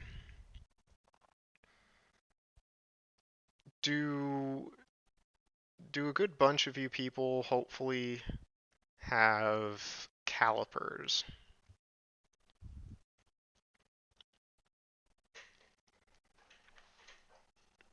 No. Okay. So if you do, or rather if you don't, and I'll probably make an announcement about this just because it'll be way more helpful if you guys do. Um, I hate requesting this because it's just like, hey, do this thing, go and get this thing, but I promise you it'll be worth it. Get a pair of calipers on Amazon. Like, you shouldn't end up spending more than 20 bucks on them.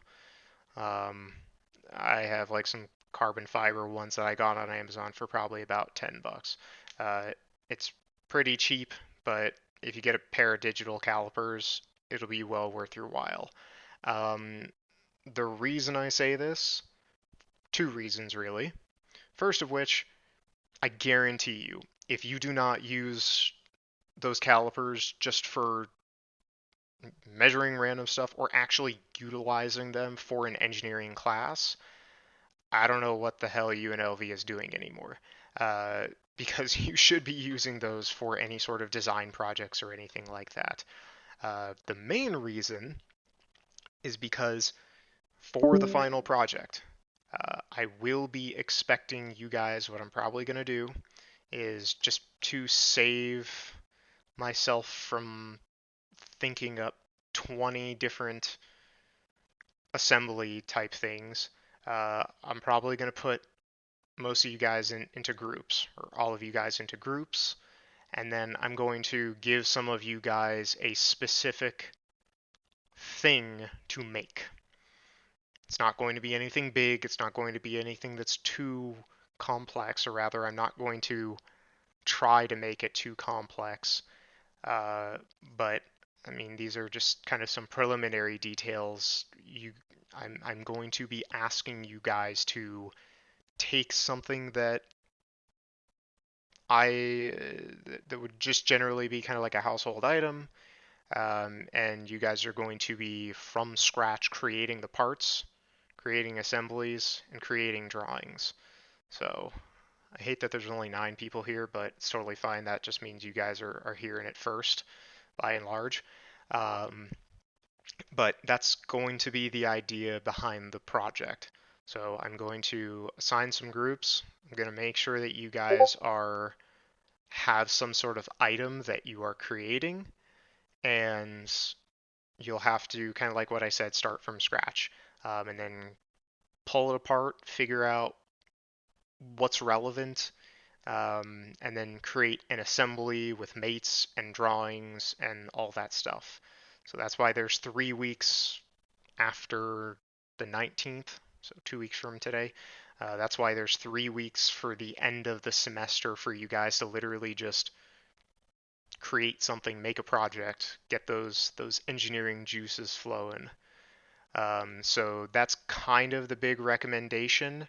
Um, get a pair of calipers.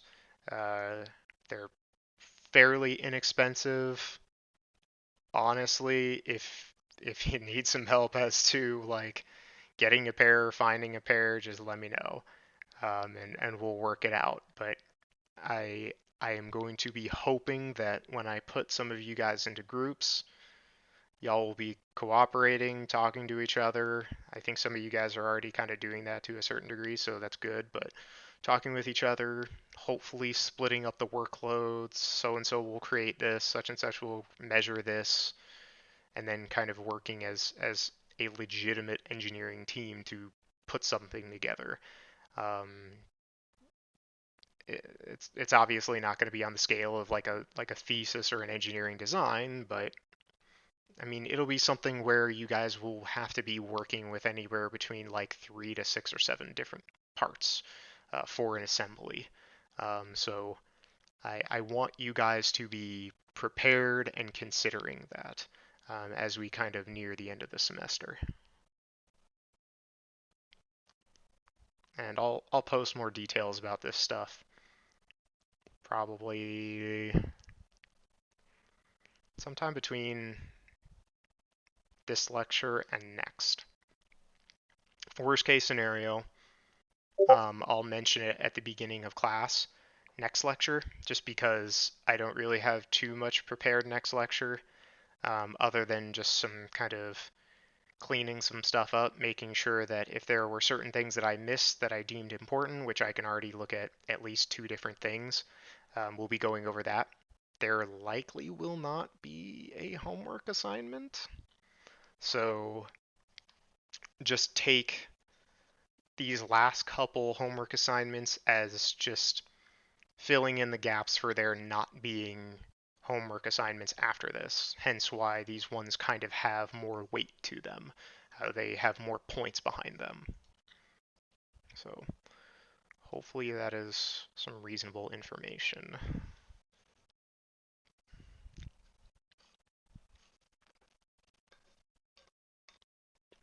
I still need to figure out what other things to give you guys with regard to that project anyway. I only have about 2 potential items down, so uh, digital calipers are nice.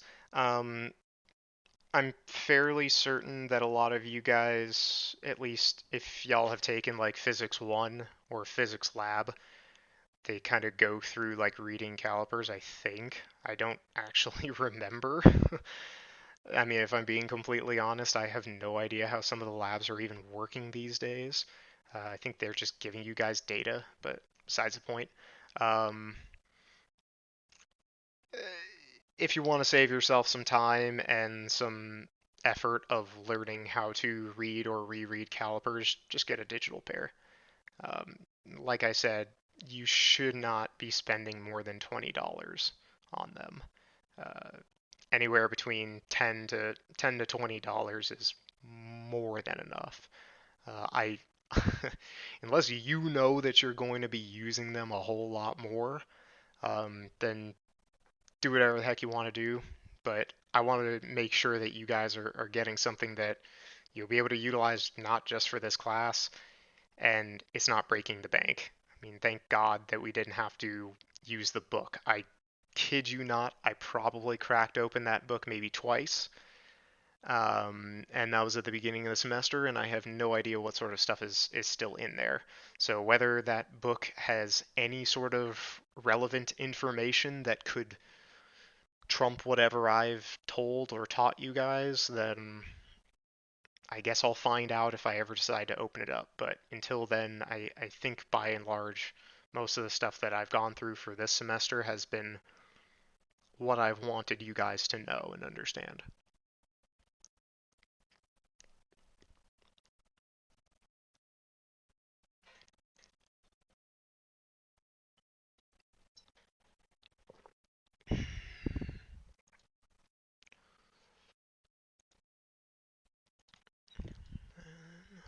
Let's see.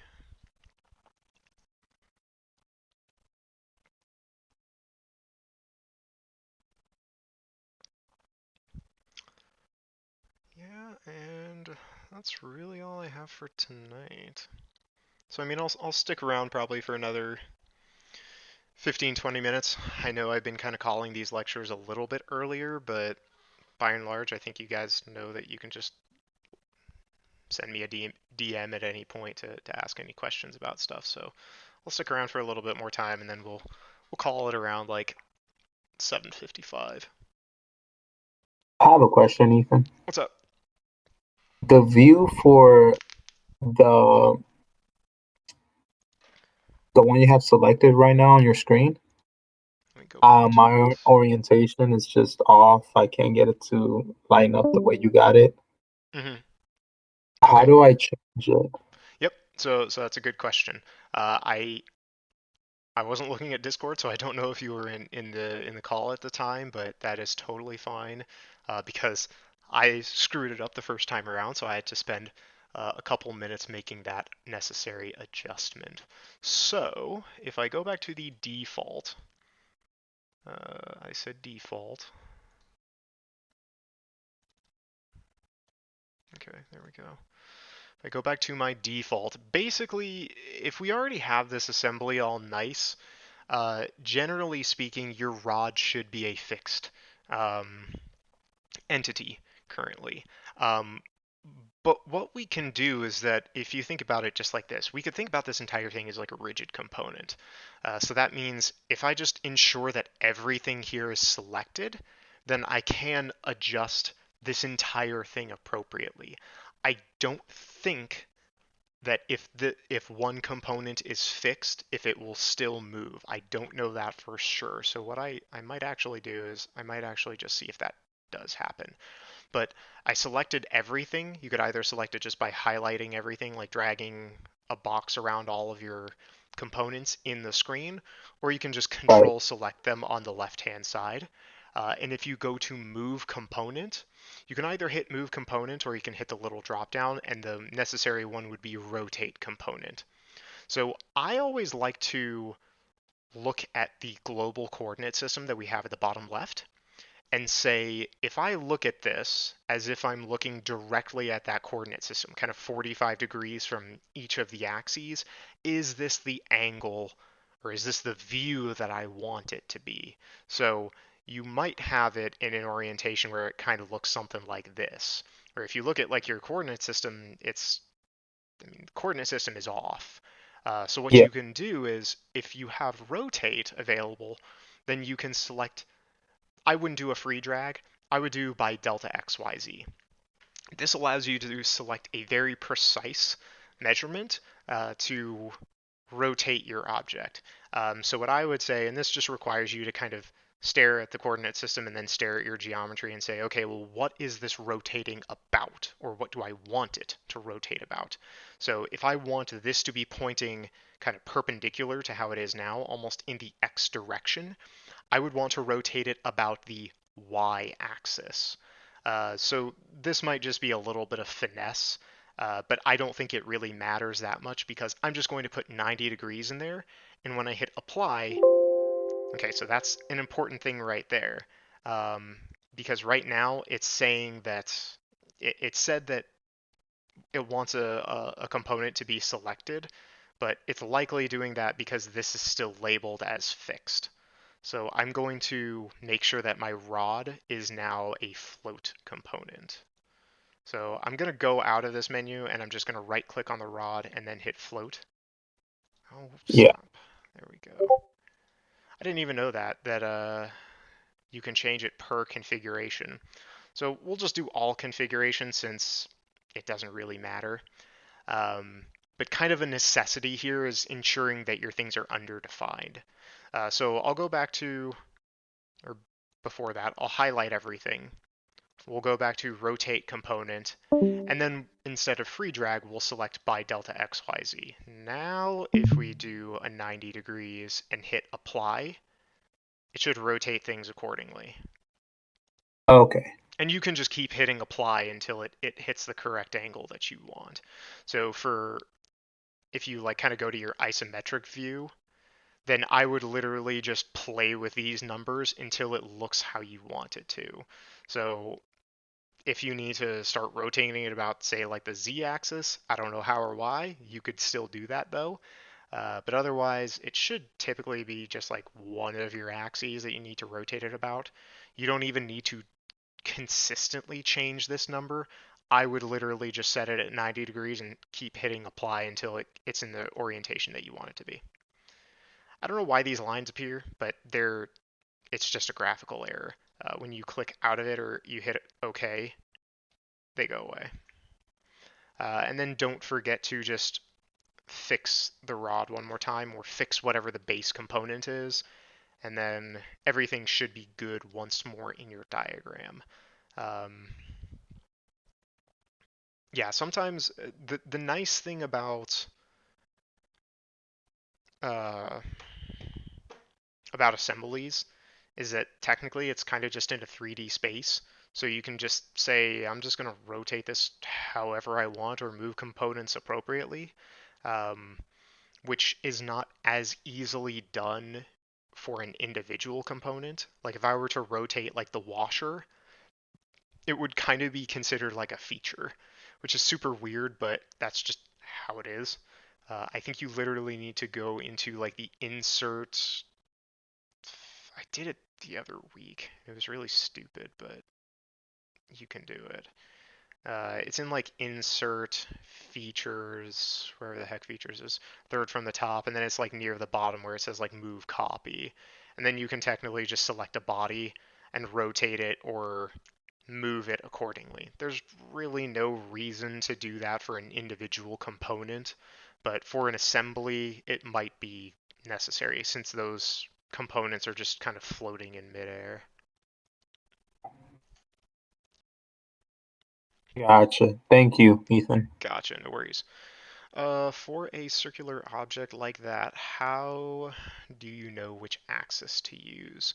So that's a good question. Um, what I would typically do is I'm going to try to how would I phrase this?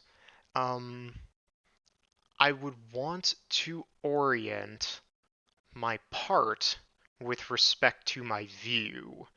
So what the heck do I mean by that? Um, what I'm basically getting at is I always want my kind of high quality view and my explode view to be from the isometric view. So what I'm going to primarily do is I'm going to create my view starting from the isometric. So we can either do that using like the hotkeys. I think isometric is like, I can't remember. I think someone said it was like control 4 or something like that. No, that's totally different. But like if I had a view like this, I would want to make sure that I'm dealing with the isometric view first. And then if this was oriented differently, I'd make sure that any parts that are fixed are float. And then I would just start orienting that part appropriately. Now, I mean, what I could do, like if I just float this one more time, um, I'm still going to want to select everything. And if I go to move, then I'm generally speaking not going to try to drag it because dragging it is not going to do much. Like I genuinely think if I actually just go back to, okay, so it does technically offset things in your drawing, but you don't really want that. So you're typically going to want to rotate things as opposed to, I hope that fixed it. Cool. You're typically going to want to rotate things as opposed to translating things, kind of like what I did there. I wonder if I can go back on that. I totally can. Cool. So I would just make sure I have rotate selected, and then whatever orientation I need, I can do a free drag, but it's going to be a whole lot easier if I rotate it about an axis. The nice thing about um, throwing your parts into the assembly when you first start is that I might not know where the global coordinate system is right off the bat, but it's placing or it's ensuring that the global coordinate system is close enough such that I can I can comfortably make these rotations. And keep in mind, this is rotating it, I'm fairly sure, about the center of mass of the object. Or maybe it is about the entity. No. I'm pretty sure it's rotating it about the center of mass of the object. So if I rotated this about the y-axis by 90 degrees, yeah, so this is like our coordinate system right here. So I'm pretty sure it's rotating it about this y-axis right there. Yeah, because that's staying stationary. So it technically is rotating it about, like, I guess you could say, the global coordinate system. Um, but keep in mind, it pretty much placed the global coordinate system in a really nice place. So, I mean, I'd rather have it right here than like way the heck over here in no man's land. So I would typically just try to rotate things, and generally speaking, you'll get the correct orientation that you want, because it's already rotating things about that correct axis. I think that answered the question. Um, I guess the long and short of it would just be to try to rotate stuff as opposed to translate stuff. Because as we already saw, translating stuff leads to kind of some funky behavior in where the location of your views will be. Like these views were shifted up here, and it doesn't reorient those views in a proper manner. So you want to make sure that that's actually where it should be. Because when you rotated it, it's at least, it's not changing how this view looks. It's kind of keeping it still within its contained box.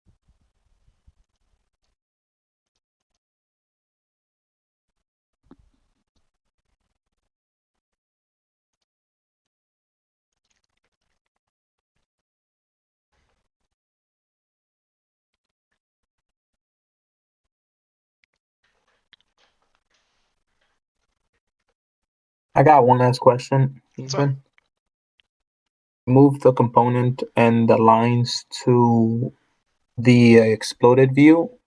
Ended up moving as well. They're like not even straight anymore. Does that make a difference? Because it would look offset, like the lines wouldn't be straightly across the axis. Do you mean for the... So you said the exploded view. Do you mean like the explode lines are not looking as they should? The explode lines are not straight anymore since I moved it. So if you actually go back, like if you go into that explode lines menu, I might be able to show it here.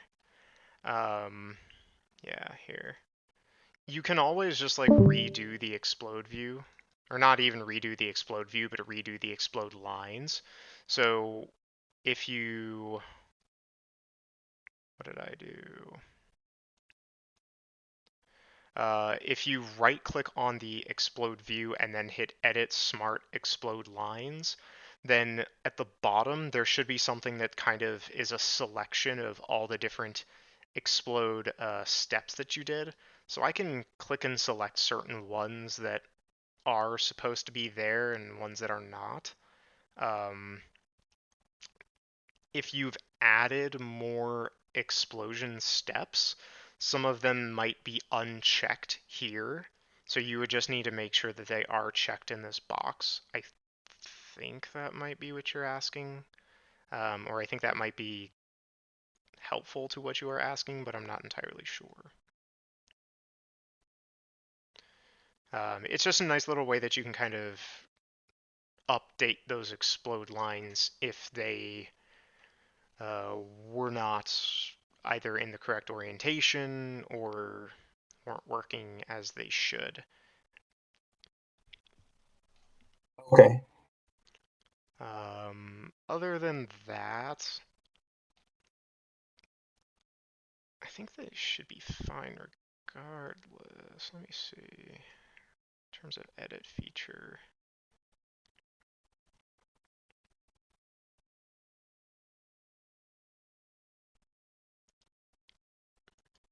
Thank you, Ethan. Yeah, no worries, man.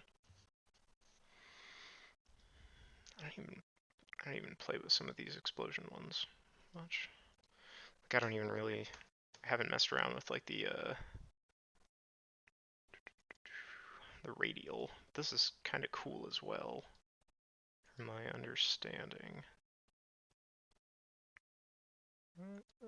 Don't want that. I want those. Let's do like 10. What? Oh god, I'm so confused. What did I do? What the heck? Oh, that's super funky.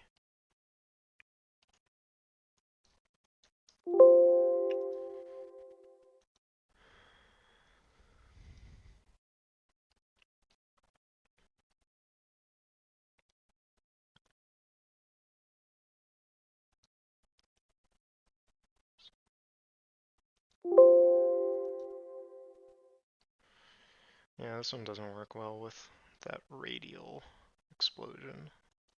That is something that's pretty cool too. Oh well.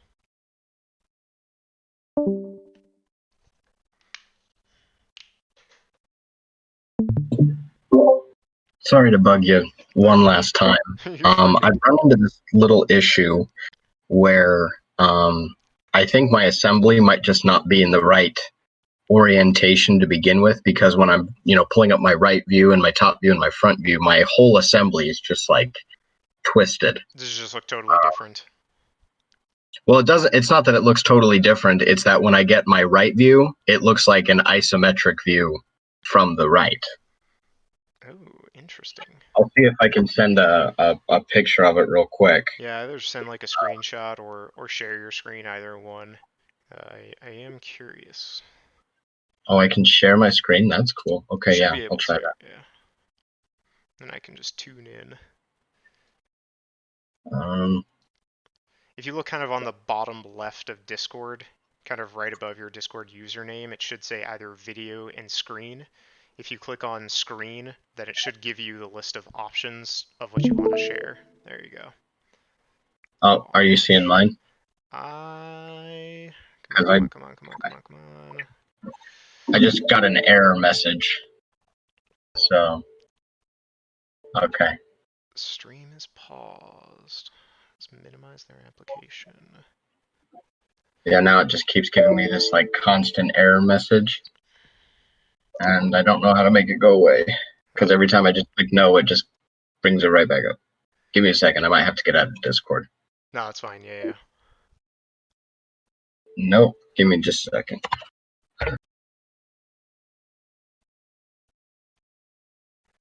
Do you guys sometimes get something that says that the stream is paused, or I don't know. I just want to make sure that when if I ever am streaming, it's not just like, hey, I'm not streaming anymore, JK, even though I do have SolidWorks still up. I hope that's not an issue.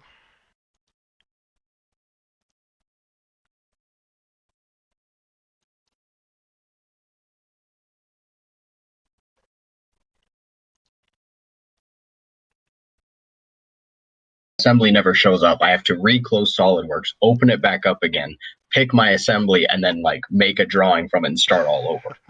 So there is an easier way, if I'm understanding your question correctly, and I think I know what the solution to that is.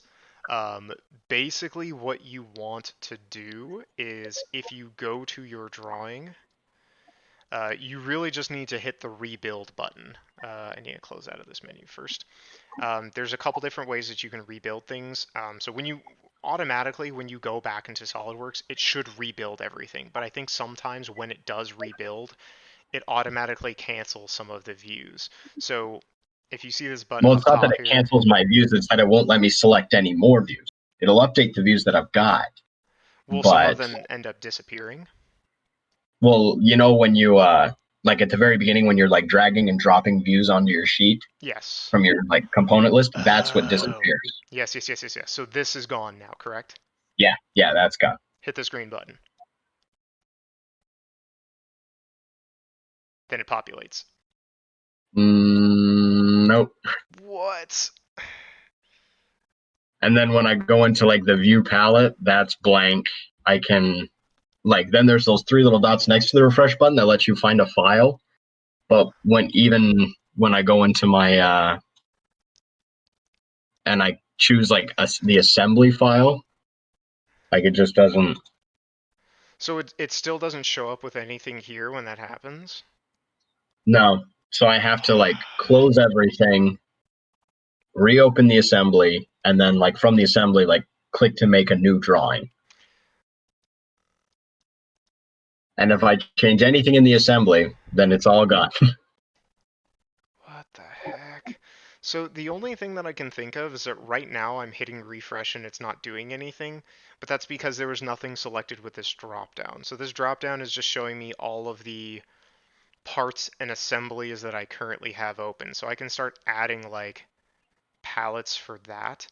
So maybe if this just didn't have anything listed, so like if it didn't say washer or if it didn't say the correct assembly, that would be the case, but otherwise, I have no idea. I guess one thing to just keep in mind is just make sure that whatever you have, uh, whatever you're working with or whatever you're trying to make a drawing for, it's labeled up here as well. Because if it's gone, then that implies that there's no palettes because it's not showing any palettes. Rather, there's nothing to give palettes for. Yeah, I can select the components, but as far as the assembly goes, it won't even show up in my files because I can open my folder and go right to the file, but it doesn't show up in my in like if I open just like my folders, I can go and find the assembly, but when I try and find it through SolidWorks, it says there's nothing there. The heck? and it's irritating as all get out, but I'll survive at least for this assignment, I guess. So, why is that? Why is that? I don't even want to speculate that this is the issue, but I'll just throw it out there. I hate kind of throwing these things out there because I don't want to say, "Oh, hey, it's your fault. You did something." But are you making sure you had to have saved the file? You had to have saved the file. Are you saving the file correctly? And I hate saying that, but I know I talked about it a little bit before about the difference between like those The library analysis, part. yeah, like the analysis library and the actual assembly. Okay, let me see if that's the problem. I'll save as,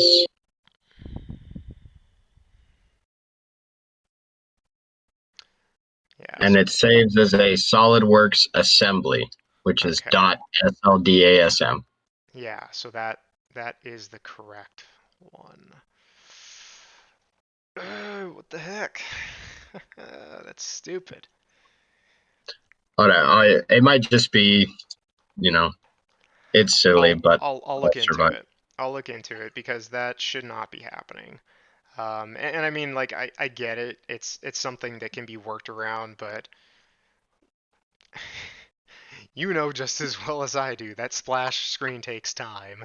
So Yeah, it's not something that you want to be doing religiously as much as feasibly possible. You want to limit that as much as possible. I'll look into it. I might look into that right now and see if I can find some information about why that is. So you said that basically the assembly file is not showing up when you're trying to yeah. browse. Another question, possibly. Oh, How wait. Now that I saved the copy, let's see what that does for me. so? Okay. Now I got it. I must have had the wrong file type saved.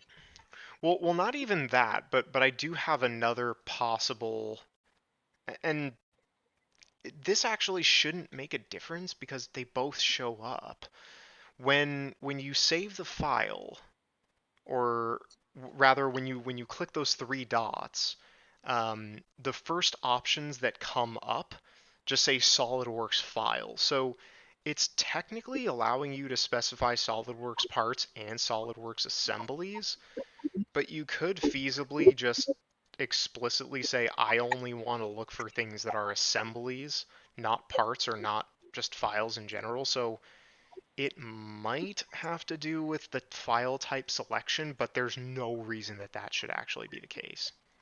Like zero reason. So Yeah. I don't Well, know. at least I've got function. I've got it functional by saving that copy. So Yeah. Yeah, I think just the most important thing, and I know that the majority of you guys are doing this.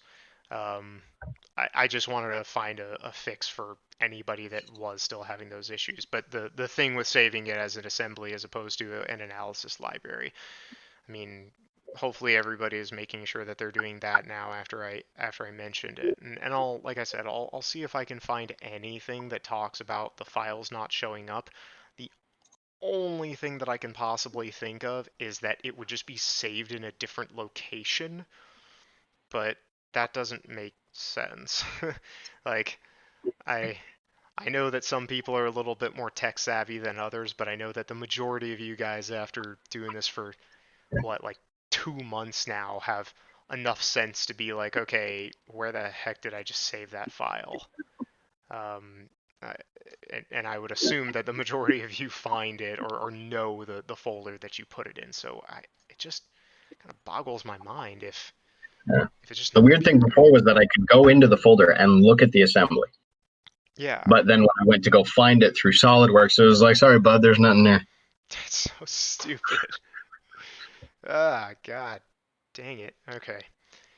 Um, But, I well, would by really, resaving the assembly, I've got one that I can find. So yeah, at least it shows up now. it honestly might even be worthwhile just to, and better yet, if that ever does happen, I would just say this, try maybe not to close out of SolidWorks entirely, but just either the parts assemblies or sheets. Because you can technically close out of those individually while still keeping SolidWorks open. Like right now, if I click this Oh, little X here at the very top right, but not like this big boy X, it'll just ask me if I want to close, like save all of the documents that are here. I don't care because I already have it saved.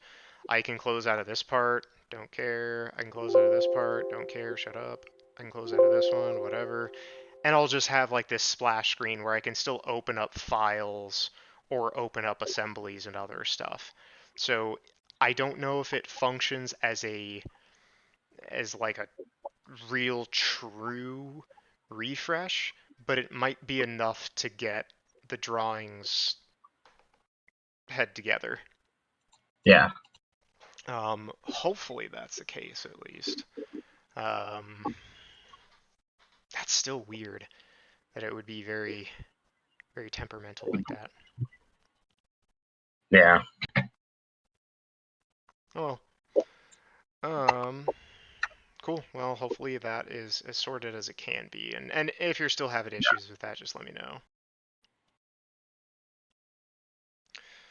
Alrighty, well, unless you guys have any other questions, I think I am going to head out. But just let me know if either of you or anybody else who's not here clearly, but anybody or either you two need any other help, just send me a DM. Sounds good. Thank you. Cool. Take it easy, guys. Season.